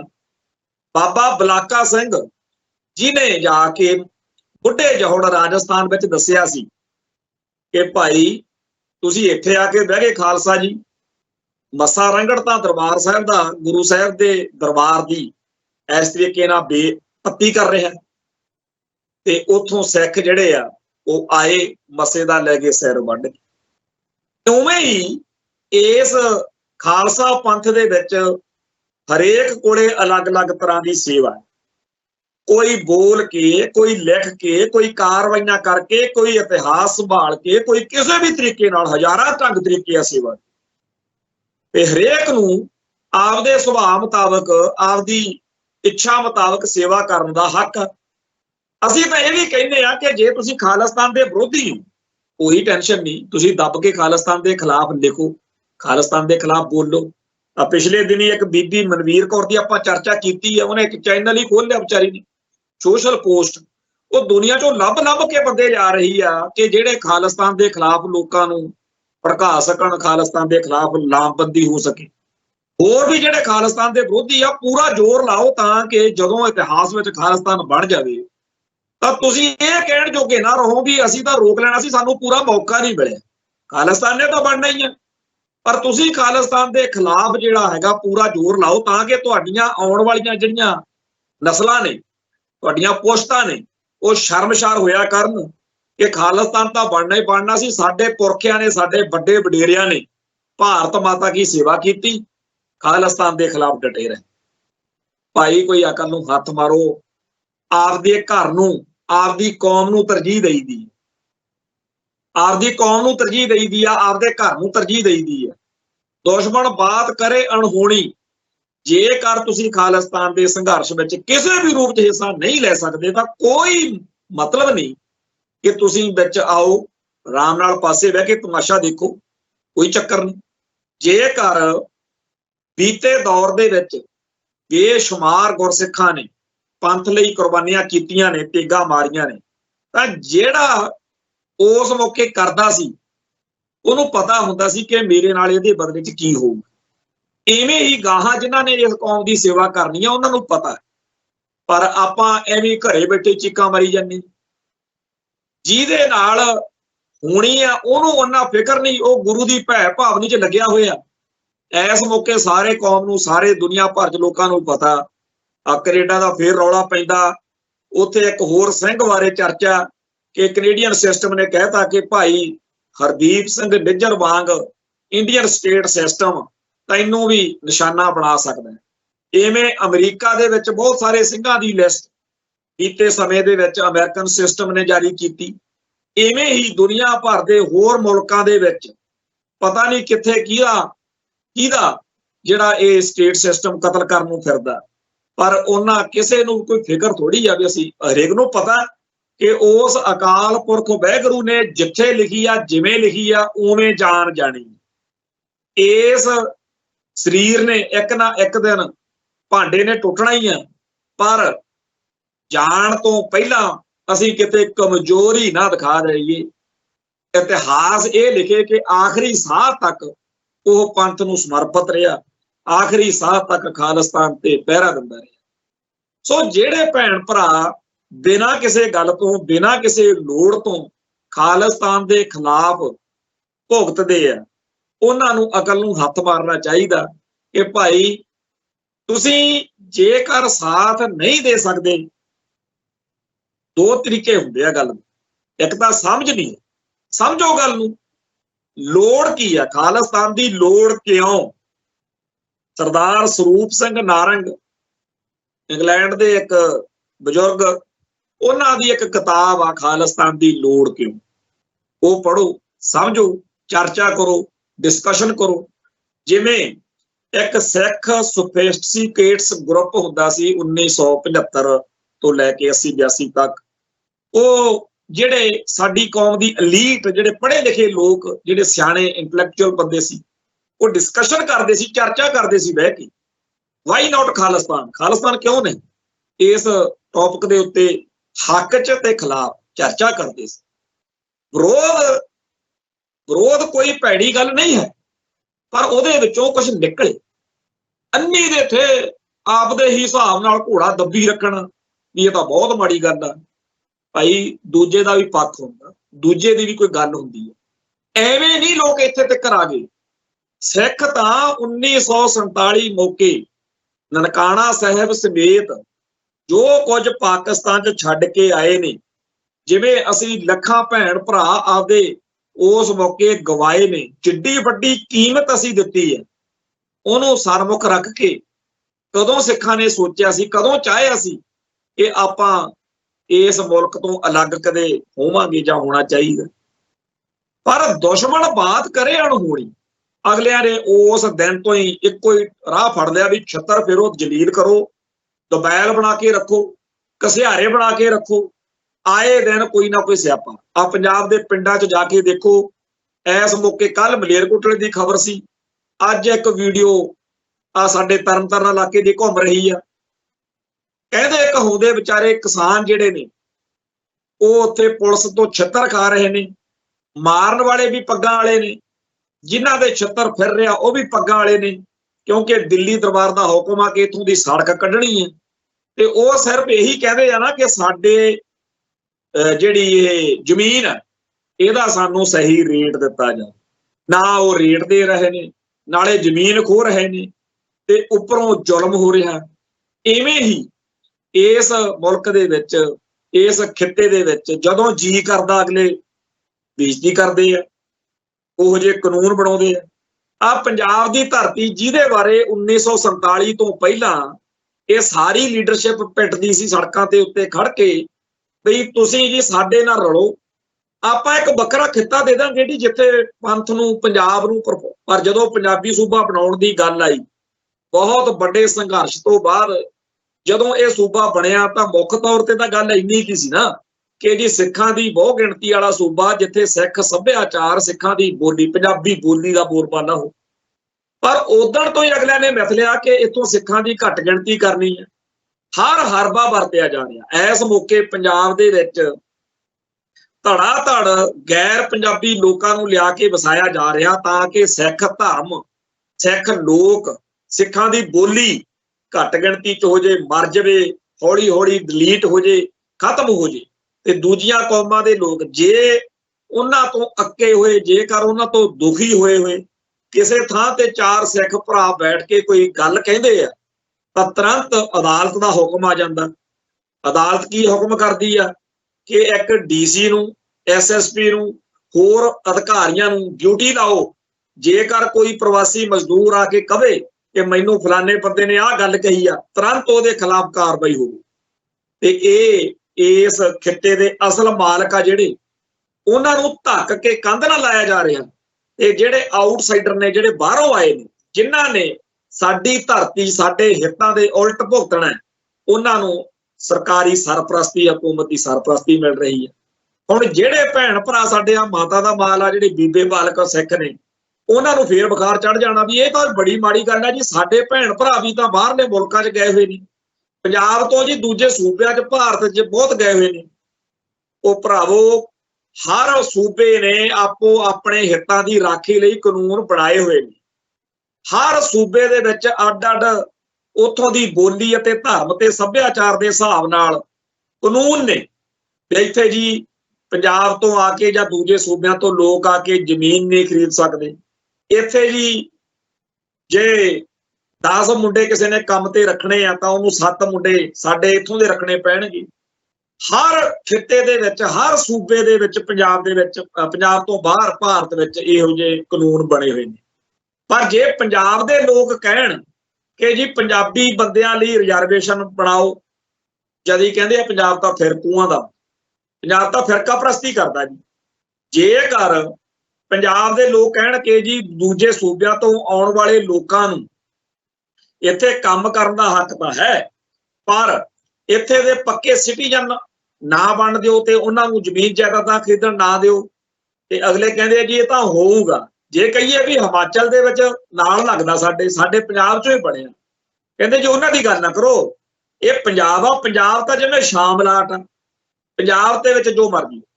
ਜਦੋਂ 1988 ਦੇ ਵਿੱਚ ਬਾਲ ਠਾਕਰੇ ਨੇ ਐਲਾਨ ਕੀਤਾ ਬਈ ਜੀ ਪੰਜਾਬ ਵਿੱਚ ਹਿੰਦੂਆਂ ਦਾ ਬੜਾ ਕਤਲੇਆਮ ਹੋ ਰਿਹਾ, ਮੈਂ ਆਹ ਕਰ ਦੂੰਗਾ, ਉਹ ਕਰ ਦੂੰਗਾ, ਇੰਨੀ ਤਰੀਕ ਤੱਕ ਅਲਟੀਮੇਟਮ ਆ, ਨਹੀਂ ਮੈਂ ਬੰਬੇ ਦੇ ਵਿੱਚ ਇੱਥੇ ਫਿਰ ਬਦਲੇ ਦੀ ਕਾਰਵਾਈ ਕਰੂੰ। ਉਹਨੇ ਜਦੋਂ ਅਲਟੀਮੇਟਮ ਦਿੱਤਾ ਤਾਂ ਬੜਾ ਰੌਲਾ ਰੱਪਾ ਪਿਆ। ਉਦੋਂ ਅਜੀਤ ਅਖਬਾਰ ਦੇ ਵਿੱਚ ਇੱਕ ਕੈਲਾਸ਼ ਦੇਵੀ ਭੰਵਰ ਦਾ 2 ਹਿੱਸਿਆਂ 'ਚ ਇੱਕ ਲੇਖ ਛਪਿਆ ਸੀ, ਚਿੱਠੀ ਸੀ ਉਹਨੂੰ ਲਿਖੀ ਬਾਲ ਠਾਕਰੇ ਨੂੰ। ਉਹਦੇ ਵਿੱਚ ਇਹ ਗੱਲ ਲਿਖੀ ਸੀ ਕਿ ਮਹਾਰਾਸ਼ਟਰ ਦੀ ਧਰਤੀ ਉੱਤੇ ਤੁਸੀਂ ਹਿੰਦੂ ਸ਼ਿਵ ਸੈਨਾ ਜਿਹੜੀ ਬਣਾਈ ਆ, ਤੁਸੀਂ ਕਹਿੰਦੇ ਹੋ ਕਿ ਸਾਡੀ ਬੋਲੀ, ਸਾਡੇ ਹਿੱਤ ਮਰਾਠਿਆਂ ਦੇ, ਮਹਾਰਾਸ਼ਟਰ ਦੇ, ਉਹਨਾਂ ਦੀ ਰਾਖੀ ਕਰਨੀ। ਕੀ ਤੁਸੀਂ ਉਹਨਾਂ ਬੰਦਿਆਂ ਨੂੰ ਇੱਥੇ ਖੁੱਲ੍ਹ ਦਿਓਗੇ ਜਿਹੜੇ ਮਰਾਠੀ ਬੋਲੀ ਨੂੰ ਮਾੜਾ ਮੰਨਣ, ਜਿਹੜੇ ਮਰਾਠੇ ਨਾਇਕਾਂ ਨੂੰ ਤਿਰਸਕਾਰ ਕਰਨ, ਜਿਹੜੇ ਮਰਾਠੀ ਸੱਭਿਆਚਾਰ ਦੀ ਬੇਇੱਜ਼ਤੀ ਕਰਨ, ਤੇ ਹਰ ਪਲ ਹਰ ਸੰਭਵ ਤਰੀਕੇ ਨਾਲ ਇਹ ਦਰਸਾਉਣ ਕਿ ਅਸੀਂ ਆਊਟਸਾਈਡਰ ਜਿਹੜੇ ਆ, ਅਸੀਂ ਤੁਹਾਡੇ ਨਾਲੋਂ ਹਰ ਤਰੀਕੇ ਨਾਲ ਬਿਹਤਰ ਆ। ਉਹ ਲੰਬਾ ਚੌੜਾ ਪੜ੍ਹਨ ਵਾਲਾ ਸਾਰਾ ਉਹ ਸੀ। ਜਦੋਂ ਉਹ ਸਾਰਾ ਕੁਝ ਉੱਥੇ ਗਿਆ ਤਾਂ ਬਾਲ ਠਾਕਰੇ ਨੂੰ ਜਦੋਂ ਸਮਝਾਈ ਗੱਲ, ਉਹ ਕਹਿੰਦਾ ਮੈਨੂੰ ਨਹੀਂ ਸੀ ਪਤਾ ਵੀ ਪੰਜਾਬ ਦੇ ਸਿੱਖ ਆਪਦੇ ਹੱਕਾਂ ਤੇ ਹਿੱਤਾਂ ਦੀ ਲੜਾਈ ਲੜ ਰਹੇ ਨੇ, ਮੈਨੂੰ ਸਮਝ ਲੱਗ। ਉਸ ਦਿਨ ਤੋਂ ਬਾਅਦ ਵਿੱਚ ਹੋਰ ਵੀ ਬਹੁਤ ਸਾਰੇ ਲੋਕ ਇਸ ਮੁਲਕ ਦੇ ਵਿੱਚ ਜਿਨ੍ਹਾਂ ਨੂੰ ਸਮਝਾਇਆ ਗਿਆ, ਉਹਨਾਂ ਨੇ ਖੁਦ ਮੰਨਿਆ ਕਿ ਬੇਸ਼ੱਕ ਅਸੀਂ ਐਲਾਨੀਆ ਤੌਰ ਤੇ ਤੁਹਾਡੀ ਹਮਾਇਤ ਵਿੱਚ ਨਹੀਂ ਆ ਸਕਦੇ, ਪਰ ਲੜਾਈ ਤੁਹਾਡੀ ਸਹੀ ਹੈ। ਇੱਕ ਪਾਸੇ ਦੁਨੀਆ ਭਰ ਦਾ ਹਰ ਬੰਦਾ ਪੰਥ ਅਤੇ ਪੰਜਾਬ ਦੀ ਲੜਾਈ ਨੂੰ ਜਾਇਜ਼ ਸਮਝਦਾ ਤੇ ਜਾਇਜ਼ ਦਰਸਾਉਂਦਾ ਵੀ ਆ ਤੇ ਮੰਨਦਾ ਵੀ ਹੈ। ਦੂਜੇ ਪਾਸੇ ਸਾਡੀ ਕੌਮ ਦੇ ਵਿੱਚੋਂ ਉਹ ਸਿੱਖ ਜਿਹੜੇ ਹਰ ਵੇਲੇ ਆਪ ਦੀ ਗਲਤੀ, ਆਪਦੇ ਆਪ ਨੂੰ ਹੀਣ ਭਾਵਨਾ 'ਚ ਵੀ ਸਾਡੀ ਗਲਤੀ ਹੋਣੀ। ਜੇ ਕਦੇ ਕਿਸੇ ਗੁਰਦੁਆਰੇ ਦੇ ਦਰਬਾਰ ਸਾਹਿਬ ਦੇ ਵਿੱਚ, ਦਰਬਾਰ ਹਾਲ ਦੇ ਵਿੱਚ ਸਾਹਿਬ ਸ੍ਰੀ ਗੁਰੂ ਗ੍ਰੰਥ ਸਾਹਿਬ ਜੀ ਦੀ ਕੋਈ ਬੇਅਦਬੀ ਕਰ ਜਾਵੇ, ਇਹ ਨਹੀਂ ਕਹਿੰਦੇ ਕਿ ਉਸ ਹਮਲਾਵਰ ਨੇ, ਉਸ ਦੁਸ਼ਟ ਨੇ, ਉਸ ਪਾਪੀ ਨੇ ਅੰਦਰ ਵੜ ਕੇ ਕਿਵੇਂ ਇਹ ਕਾਰਾ ਕੀਤਾ। ਉਲਟਾ ਕਹਿੰਦੇ ਆ ਇਸ ਪਿੰਡ ਦੇ ਗੁਰਦੁਆਰਾ ਕਮੇਟੀ ਵਾਲੇ ਮਾੜੇ ਨੇ। ਦੁਸ਼ਮਣ ਨੂੰ ਗਲਤ ਨਹੀਂ ਕਹਿਣਾ, ਮਤਲਬ ਕਿ ਇਹ ਕਦੇ ਦੇਖਿਆ ਵੀ ਕਿ ਕੋਈ ਮੁਲਕ ਦੂਜੇ ਮੁਲਕ ਤੇ ਹਮਲਾ ਕਰ ਦੇਵੇ ਤੇ ਉਸ ਜਿਸ ਮੁਲਕ ਤੇ ਹਮਲਾ ਹੋਇਆ ਉਹਦੇ ਲੋਕ, ਉਹਦਾ ਮੀਡੀਆ ਕਵੇ ਬਈ ਜੀ ਇਹ ਜਿਹੜਾ ਹਮਲਾਵਰ ਵਾ ਇਹਨਾਂ ਦਾ ਕੋਈ ਕਸੂਰ ਨਹੀਂ, ਆਪਾਂ ਹੀ ਗਲਤ ਵਾਂ, ਆਪਣੇ ਤੇ ਹਮਲਾ ਹੋਇਆ। ਦੱਸੋ, ਕੁੱਟ ਵੀ ਆਪਣੇ ਪੈ ਰਹੀ ਆ, ਜਲੀਲ ਵੀ ਆਪਾਂ ਹੋ ਰਹੇ ਆ ਤੇ ਦੋਸ਼ੀ ਵੀ ਆਪਾਂ ਹੀ। ਇਸ ਮੁਲਕ ਦੇ ਵਿੱਚ ਜਿੱਥੇ ਪੈਰ ਪੈਰ ਦੇ ਉੱਤੇ ਸਿੱਖਾਂ ਦਾ ਧਰਮ, ਬੋਲੀ, ਸੱਭਿਆਚਾਰ ਖੁਰ ਰਿਹਾ, ਖਤਮ ਹੋ ਰਿਹਾ, ਹਰ ਸੰਭਵ ਤਰੀਕੇ ਨਾਲ ਸਿੱਖਾਂ ਨੂੰ ਮਾਰਿਆ ਜਾ ਰਿਹਾ, ਉਸ ਮੁਲਕ ਦੇ ਬਾਰੇ ਉਹ ਕਹਿੰਦੇ ਆ ਜੀ ਜਿਵੇਂ ਦੁਸ਼ਮਣ ਕਹਿੰਦਾ ਨਾ ਸਾਨੂੰ ਉਵੇਂ ਸਹੀ ਲੱਗਦੀ ਹੈ ਗੱਲ। ਅੱਜ ਇੱਕ ਇੰਟਰਵਿਊ ਸੁਣੀ, ਉਹ ਆਰੀਆ ਸਮਾਜੀ ਆਪਦੇ ਆਪ ਨੂੰ ਦਰਸਾ ਰਿਹਾ ਬੰਦਾ, ਤੇ ਉਹ ਕਹਿ ਰਿਹਾ ਸਿੱਖਾਂ ਨੂੰ ਅਕਲ ਹੀ ਨਹੀਂ ਹੈਗੀ, ਸਾਨੂੰ ਪੁੱਛੋ ਗੁਰੂ ਗ੍ਰੰਥ ਸਾਹਿਬ ਕੀ ਕਹਿੰਦਾ। ਜਿਹੜੇ ਖਾਲਿਸਤਾਨੀ ਨੇ ਖਾਸ ਤੌਰ ਤੇ ਇਹ ਤਾਂ ਜੀ ਬਾਹਲੇ ਹੀ ਸਿੱਖੀ ਤੋਂ ਦੂਰ ਆ।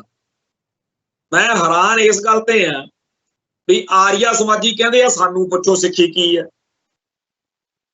ਹੋਰ ਬੜੇ ਹਿੰਦੂ ਨੇ ਜਿਹੜੇ ਕਹਿੰਦੇ ਆ ਸਾਨੂੰ ਪਤਾ, ਸਿੱਖਾਂ ਨੂੰ ਤਾਂ ਪਤਾ ਹੀ ਨਹੀਂ। ਕਾਮਰੇਡ ਜਿਹੜੇ ਨਾਸਤਕ ਕਹਾਉਂਦੇ ਆਪਦੇ ਆਪ ਨੂੰ, ਉਹ ਵੀ ਕਹਿੰਦੇ ਆ ਜੀ ਸਿੱਖਾਂ ਨੂੰ ਤਾਂ ਪਤਾ ਹੀ ਨਹੀਂ, ਸਾਨੂੰ ਪਤਾ ਸਿੱਖੀ ਕੀ ਹੈ। ਹੈਰਾਨੀ ਦੀ ਗੱਲ ਇਹ ਹੈ ਕਿ ਦੁਨੀਆ ਭਰ ਦਾ ਐਂਟੀ ਸਿੱਖ, ਸਿੱਖੀ ਅਤੇ ਸਿੱਖਾਂ ਦਾ ਦੁਸ਼ਮਣ, ਹਰ ਬੰਦਾ ਇਹ ਦਾਅਵਾ ਕਰਦਾ ਕਿ ਸਿੱਖਾਂ ਨੂੰ ਅਕਲ ਨਹੀਂ ਹੈਗੀ ਸਿੱਖੀ ਦੀ, ਸਾਨੂੰ ਸਮਝ ਆ। ਨਾਲ ਪਤਾ ਕੀ, ਸਾਡੀ ਕੌਮ ਦਾ ਮਾਤਾ ਦਾ ਮਾਲ ਵੀ ਉਹਨਾਂ ਦੇ ਨਾਲ ਰਲ ਜਾਂਦਾ। ਇਹ ਕੇਸਾਧਾਰੀ ਹਿੰਦੂ ਹੈ।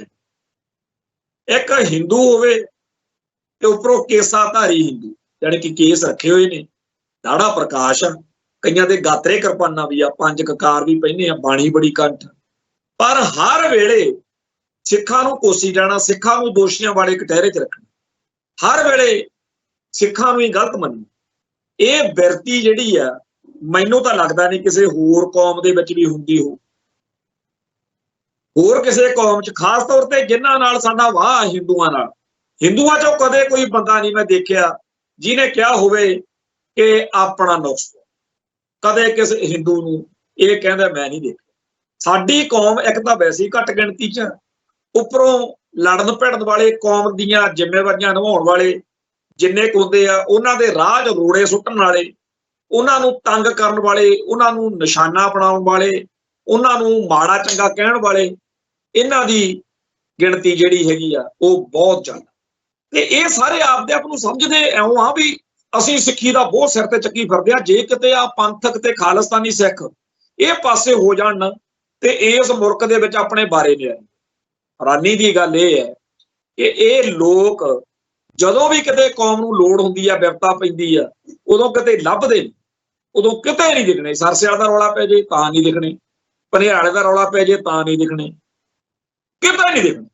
ਤੇ ਜੇਕਰ ਕੋਈ ਪੰਥਕ ਸੋਚ ਵਾਲਾ ਸਿੱਖ ਕੌਮ ਦੀ ਲੜਾਈ ਲਈ ਮੈਦਾਨ 'ਚ ਆਵੇ, ਉਹਦੇ ਖਿਲਾਫ ਡਟ ਜਾਣਗੇ। ਜੇ ਕੋਈ ਮੇਰੇ ਵਰਗਾ ਇੱਥੇ ਲੋਹੜੂਵਾਲ ਨਹੀਂ ਟੱਪਿਆ ਹੁੰਦਾ, ਸਾਰਿਆਂ ਨੂੰ ਪਤਾ ਵੀ ਵੱਧ ਤੋਂ ਵੱਧ ਖਾਲਸਾ ਕਾਲਜ ਦੇ ਨਾਲ ਇੱਕ ਮਾਰਕੀਟ ਆ ਕੱਪੜਿਆਂ ਵਾਲੀ, ਉੱਥੋਂ ਜਾ ਕੇ ਕੋਈ ਕੱਪੜਾ ਲੀੜਾ ਖਰੀਦ ਸਕਦਾ, ਐਡੀ ਕੁ ਮੇਰੀ ਪਹੁੰਚ ਹੈ। ਪਰ ਇੱਥੇ ਲਿਖਣਗੇ ਕੈਨੇਡਾ ਅਮਰੀਕਾ ਬੈਠੇ ਹੋ ਤੁਸੀਂ, ਬਾਹਰ ਬਹਿ ਕੇ ਗੱਲਾਂ ਮਾਰਦੇ ਹੋ, ਇੱਥੇ ਆਓ। ਹੈਰਾਨੀ ਦੀ ਗੱਲ ਹੈ, ਜੇਕਰ ਕੋਈ ਘੋਣ ਮੋਨ ਜਿਹਾ ਹੋਵੇ, ਉਹ ਖਾਲਿਸਤਾਨ ਦੀ ਗੱਲ ਕਰ ਬੈਠੇ, ਉਹਨੂੰ ਘੇਰ ਲੈਣਗੇ। ਉਹ ਪਹਿਲਾਂ ਤੂੰ ਖੁਦ ਤਾਂ ਸਿੱਖ ਸੱਦ ਲਾ, ਲੱਗਿਆ ਇੱਥੇ ਖਾਲਿਸਤਾਨ ਦੀਆਂ ਗੱਲਾਂ ਕਰਨ। ਜੇਕਰ ਕੋਈ ਅਮਰਧਾਰੀ ਹੋਵੇ, ਉਹ ਖਾਲਿਸਤਾਨ ਦੀ ਗੱਲ ਕਰੇ, ਫੇਰ ਆਹ ਬਿਮਾਰੀ ਅਖੇ ਜੀ ਤੁਸੀਂ ਬਾਹਰ ਬਹਿ ਕੇ ਫੜਾ ਮਾਰਦੇ ਹੋ, ਪੰਜਾਬ ਆ ਤੈਨੂੰ ਲੱਗੇ ਪਤਾ। ਜੇ ਕੋਈ ਪੰਜਾਬ ਆ ਕੇ ਖਾਲਿਸਤਾਨ ਦੀ ਗੱਲ ਕਰੇ, ਅਖੇ ਜੀ ਤੁਸੀਂ ਡਾਲਰ ਮੰਗਾਉਂਦੇ ਹੋ, ਨਜ਼ਾਰੇ ਲੈਂਦੇ ਹੋ, ਐਸ਼ਾਂ ਕਰਦੇ ਹੋ, ਨਹੀਂ ਤਾਂ ਤੁਹਾਨੂੰ ਸਟੇਟ ਫੜ ਕੇ ਅੰਦਰ ਨਾ ਕਰੇ। ਜੇ ਪੁਲਿਸ ਫੜ ਕੇ ਅੰਦਰ ਦੇ ਦੇਵੇ, ਫੇਰ ਕਹਿਣਗੇ ਇਹ ਤਾਂ ਸਰਕਾਰ ਨਾਲ ਮਿਲ ਕੇ ਡਰਾਮੇ ਕਰਦਾ, ਇਹ ਤਾਂ ਸਰਕਾਰ ਨਾਲ ਰਲਿਆ ਹੋਇਆ ਜੀ। ਅੱਛਾ, ਜੇ ਅੰਦਰ ਬੈਠਾ ਉਹਨੂੰ ਮਿਹਣੇ ਮਾਰੀ ਜਾਣਗੇ। ਇਹ ਕੁਛ ਜੇ ਕਰਨ ਵਾਲਾ ਹੁੰਦਾ, ਕੁਛ ਅਸਲ ਵਿੱਚ ਕੁਛ ਕਰਨ ਜੋਗਾ ਹੁੰਦਾ, ਤਾਂ ਇਹ ਕੋਈ ਵਾਰਦਾਤ ਕਰਦਾ। ਉਹੀ ਫੜਿਆ ਗਿਆ, ਖਾਲਿਸਤਾਨ ਦੇ ਬਾਰੇ ਪੋਸਟਾਂ ਲਿਖਦਾ ਸੀ, ਖਾਲਿਸਤਾਨ ਦੇ ਬਾਰੇ ਗੱਲਾਂ ਕਰਦਾ ਸੀ, ਖਾਲਿਸਤਾਨੀ ਜਥੇਬੰਦੀ 'ਚ ਜਾਂਦਾ ਸੀ, ਫੜ ਕੇ ਉਹਨਾਂ ਨੇ ਅੰਦਰ ਦੇਤਾ। ਹੀਰੋ ਬਣਾ ਰਿਹਾ, ਹੀਰੋ ਇਹਨੂੰ। ਤੇ ਜੇਕਰ ਕੋਈ ਬੰਦਾ ਦੂਜੇ ਪਾਸੇ ਨੂੰ ਤੁਰ ਪਵੇ, ਫਿਰ ਕਹਿਣਗੇ ਜੀ ਸ਼ਾਂਤੀ ਨਾਲ ਗੱਲ ਕਰਨੀ ਚਾਹੀਦੀ ਹੈ ਨਾ, ਸ਼ਾਂਤੀਪੂਰਵਕ ਤਰੀਕੇ ਨਾਲ ਲੜਾਈ ਲੜੋ। ਅੱਛਾ ਭਾਈ ਠੀਕ ਹੈ। ਜੇ ਕੋਈ ਸ਼ਾਂਤੀਪੂਰਵਕ ਤਰੀਕੇ ਨਾਲ ਤੁਰ ਪਵੇ ਫਿਰ ਉਹਨੂੰ ਕਹਿਣਗੇ ਨਹੀਂ ਨਹੀਂ ਇਹ ਕੋਈ ਵਧੀਆ ਤਰੀਕਾ ਨਹੀਂ ਹੈਗਾ। ਬਾਬਾ ਬੰਦਾ ਸਿੰਘ ਬਹਾਦਰ, ਬਾਬਾ ਦੀਪ ਸਿੰਘ, ਮਤਲਬ ਇਹ ਉਹ ਗਰੁੱਪ ਆ ਜੀ ਜਿਹਨੇ ਪੰਥ ਲਈ ਲੜਨ ਵਾਲੇ ਸਿੱਖ ਦੇ ਵਿੱਚ ਨੁਕਸ ਲੱਭਣਾ। ਜਿਹੜਾ ਮਰਜੀ ਰਾਹ ਕੋਈ ਖਾਲਿਸਤਾਨੀ ਬੰਦਾ ਫੜ ਲਓ, ਇਹਨਾਂ ਨੇ ਉਹਦੇ ਉਲਟ ਭੁਗਤਣਾ।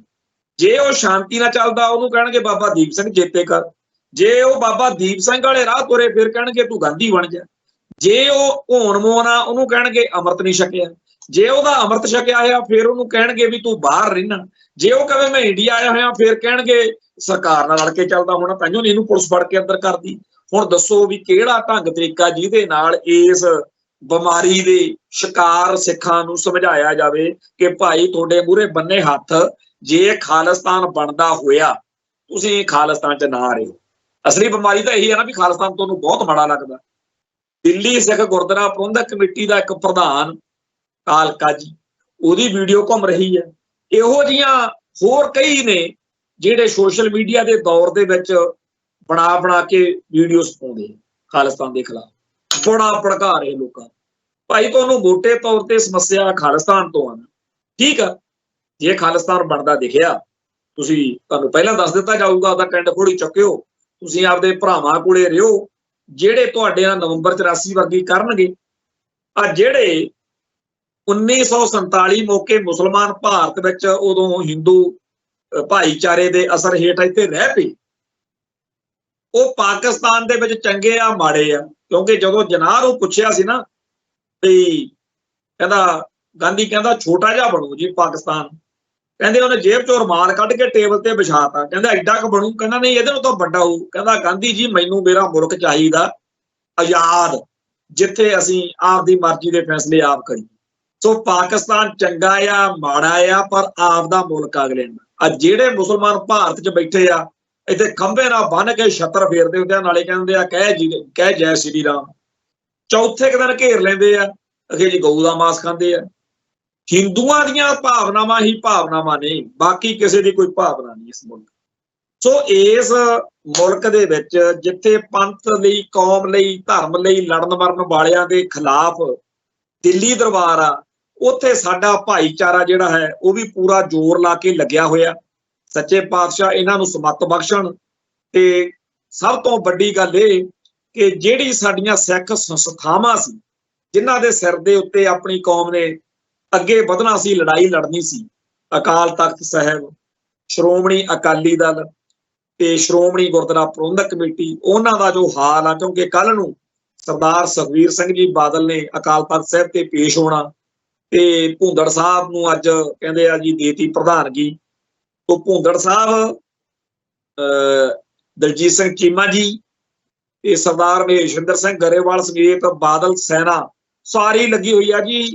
ਦੇਖੋ ਤੁਸੀਂ ਕਿਆ ਕਮਾਲ ਦੀ ਗੱਲ ਆ ਜੀ। ਕੱਲ ਨੂੰ ਕਹਿੰਦੇ ਬਾਦਲ ਸਾਹਿਬ ਨੇ ਨਿਮਾਣੇ ਸਿੱਖ ਵਜੋਂ ਅਕਾਲ ਤਖਤ ਤੇ ਪੇਸ਼ ਹੋਣਾ, ਜਿਵੇਂ ਕੋਈ ਬਹੁਤ ਵੱਡਾ ਅਹਿਸਾਨ ਕਰ ਦਿੱਤਾ ਹੋਵੇ ਸੁਖਬੀਰ ਸਿੰਘ ਬਾਦਲ ਨੇ। ਇਉਂ ਅਗਲੇ ਲੱਗੇ ਹੋਏ ਨੇ ਜੀ, ਕੱਲ ਨੂੰ ਕਹਿੰਦੇ ਉਹਨੇ ਪੇਸ਼ ਹੋਣਾ, ਬੜੀ ਵੱਡੀ ਗੱਲ। ਵੈਸੇ ਮੈਨੂੰ ਲੱਗਦਾ ਕਿ ਹੈ ਗੱਲ ਵਾਕਿਆ ਹੀ ਵੱਡੀ ਆ, ਕਿਉਂਕਿ ਜਦੋਂ ਇੱਕ ਵਾਰੀ ਅਕਾਲੀ ਏਕਤਾ ਦੇ ਕਰਕੇ ਪ੍ਰੋਫੈਸਰ ਮਨਜੀਤ ਸਿੰਘ ਜਥੇਦਾਰ ਸੀ, ਜਦੋਂ ਸੱਦਿਆ ਸੀ, ਉਦੋਂ ਬਾਦਲ ਸੈਨਾ ਨੇ ਜੋ ਕੁਝ ਕੀਤਾ ਸੀ ਅਕਾਲ ਤਖਤ ਸਾਹਿਬ ਦੇ ਜਥੇਦਾਰ ਨਾਲ, ਉਹ ਸਭ ਦੇ ਸਾਹਮਣੇ। 1999 ਵਾਲੀ ਤਾਂ ਕੋਈ ਭੁੱਲਿਆ ਨਹੀਂ ਨਾ ਹੋਣਾ, ਜਦੋਂ ਕਿਤੇ ਜਥੇਦਾਰ ਰਣਜੀਤ ਸਿੰਘ ਕਹਿ ਬੈਠੇ ਵੀ ਆਪਸ ਵਿੱਚ ਹੀ ਲੜੋ ਨਾ, 300 ਸਾਲਾਂ ਰਲ ਮਿਲ ਕੇ ਮਨਾ ਲਓ। ਤੇ ਉਦੋਂ ਸਰਦਾਰ ਪ੍ਰਕਾਸ਼ ਸਿੰਘ ਬਾਦਲ ਨੇ ਜਥੇਦਾਰ ਹੀ ਬਦਲ ਸੁੱਟਿਆ, ਆਪਦੀ ਮਰਜ਼ੀ ਦਾ ਜਥੇਦਾਰ ਲਾਤਾ ਗਿਆਨੀ ਪੂਰਨ ਸਿੰਘ। ਸੋ ਕਹਿਣ ਤੋਂ ਭਾਵੇਂ ਕਿ ਜਿਹੜੇ ਬਾਦਲ ਦਲ ਵਾਲੇ ਇਹ ਕਹਿੰਦੇ ਆ ਨਾ ਕਿ ਅਹਿਸਾਨ ਮੰਨੋ, ਕੱਲ ਨੂੰ ਉਹ ਪੇਸ਼ ਹੋਣ ਜਾ ਰਹੇ ਆ, ਆਪਦੀ ਥਾਂ ਤੇ ਸੱਚੇ ਆ ਵੀ ਅਸੀਂ ਤਾਂ ਜਥੇਦਾਰ ਬਦਲ ਦਿੰਦੇ ਹੁੰਦੇ ਆ। ਪਰ ਹੁਣ ਹਾਲਾਤ ਉਹ ਨਹੀਂ ਹੈਗੇ। ਅੱਜ ਦਾ ਜਿਹੜਾ ਅਕਾਲੀ ਦਲ ਆ ਸੱਤਾ ਵਿਹੂਣਾ, ਅੱਜ ਉਹਨਾਂ ਕੋਲੇ ਕੋਈ ਤਾਕਤ ਨਹੀਂ, ਹਰੇਕ ਉਹਨਾਂ ਨੂੰ ਛੱਡ ਕੇ ਭੱਜ ਰਿਹਾ। ਤੋ ਇਹੋ ਜਿਹੇ ਮਾਹੌਲ ਦੇ ਵਿੱਚ ਅਕਾਲੀ ਦਲ ਦਾ ਜੋ ਹਸ਼ਰ ਇਸ ਬਾਦਲ ਸੈਨਾ ਨੇ, ਬਾਦਲ ਪਰਿਵਾਰ ਨੇ ਕੀਤਾ ਹੋਇਆ, ਇਹਦੇ ਕਰਕੇ ਨਾਲ ਜਿਵੇਂ ਸਾਡੀਆਂ ਸਰਮੌਰ ਸਿੱਖ ਸੰਸਥਾਵਾਂ, ਅਕਾਲ ਤਖਤ ਸਾਹਿਬ, ਸ਼੍ਰੋਮਣੀ ਕਮੇਟੀ ਦਾ ਘਾਣ ਹੋ ਰਿਹਾ, ਇਹ ਬਹੁਤ ਹੀ ਜ਼ਿਆਦਾ ਇਤਿਹਾਸਕ ਤੌਰ ਦੇ ਉੱਤੇ ਘਾਟੇ ਵਾਲਾ ਸੌਦਾ। ਇੱਕ ਪਰਿਵਾਰ ਨੇ ਤੇ ਉਹਦੇ ਹਮਾਇਤੀਆਂ ਨੇ ਪੂਰੀ ਕੌਮ ਦੀਆਂ ਜਿਹੜੀਆਂ ਸੰਸਥਾਵਾਂ ਨੇ ਉਹਨਾਂ ਨੂੰ ਜਿੱਥੇ ਲਿਆ ਕੇ ਸੁੱਟ ਦਿੱਤਾ, ਇਹਦਾ ਇਤਿਹਾਸ ਲੇਖਾ ਜ਼ਰੂਰ ਕਰੂਗਾ। ਜਿਹੜੇ ਲੋਕਾਂ ਨੂੰ ਬਿਮਾਰੀ ਪਈ ਆ, ਹਾਏ ਬਾਦਲ ਨੂੰ ਐ ਕਹਿਤਾ, ਹਾਏ ਬਾਦਲ ਨੂੰ ਉਹ ਕਹਿਤਾ, ਇਹਨਾਂ ਦੇ ਵੀ ਕੀੜੇ ਉਨੇ ਹੀ ਪੈਣੇ ਆ ਜਿੰਨੇ ਇਸ ਪਾਪ ਨੂੰ ਕਰਨ ਵਾਲਿਆਂ ਦੇ ਪੈਣੇ ਆ। ਕਿਉਂਕਿ ਪਾਪ ਦੀ ਹਮਾਇਤ ਕਰਨਾ ਵੀ ਬਰਾਬਰ ਪਾਪੀ ਦਾ ਸਾਥ ਦੇਣਾ ਹੀ ਹੁੰਦਾ। ਸੋ ਸੱਚੀ ਗੱਲ ਇਹ ਹੈ ਕਿ ਹਰ ਉਹ ਚੀਜ਼, ਹਰ ਉਹ ਘਟਨਾਕ੍ਰਮ, ਹਰ ਉਹ ਵਰਤਾਰਾ ਜਿਹੜਾ ਸਿੱਖੀ ਅਤੇ ਸਿੱਖਾਂ ਦੇ ਖਿਲਾਫ ਭੁਗਤਦਾ, ਉਹਦਾ ਵਿਰੋਧ ਕਰਨਾ ਸਾਡਾ ਫਰਜ਼ ਆ। ਤੇ ਜਿਹੜੀ ਗੱਲ ਦੇ ਨਾਲ ਸਾਡੀ ਕੌਮ ਦੀ ਚੜ੍ਹਦੀ ਕਲਾ ਹੁੰਦੀ ਹੋਵੇ, ਖਾਸ ਤੌਰ ਦੇ ਉੱਤੇ ਖਾਲਿਸਤਾਨ ਦੀ ਗੱਲ, ਇਹ ਸਾਡਾ ਸਾਰਿਆਂ ਦਾ ਇਹਦੇ ਹੱਕ ਵਿੱਚ ਭੁਗਤਣਾ ਜ਼ਰੂਰੀ ਆ। ਅਰਦਾਸ ਕਰਦੇ ਆ ਸੱਚੇ ਪਾਤਸ਼ਾਹ ਉਹ ਦਿਨ ਛੇਤੀ ਤੋਂ ਛੇਤੀ ਲਿਆਉਣ ਜਦੋਂ UNO ਦੇ ਵਿੱਚ ਹੋਰਨਾਂ ਮੁਲਕਾਂ ਦੇ ਵਿਚਾਲੇ ਸਾਡਾ ਖਾਲਿਸਤਾਨ ਦਾ ਵੀ ਝੰਡਾ ਝੂਲੇ। ਇੱਥੇ ਸਮਾਪਤੀ ਹੈ ਜੀ। ਨਾਨਕ ਨਾਮ ਚੜ੍ਹਦੀ ਕਲਾ, ਤੇਰੇ ਭਾਣੇ ਸਰਬੱਤ ਦਾ ਭਲਾ। ਵਾਹਿਗੁਰੂ ਜੀ ਕਾ ਖਾਲਸਾ, ਵਾਹਿਗੁਰੂ ਜੀ ਕੀ ਫਤਿਹ।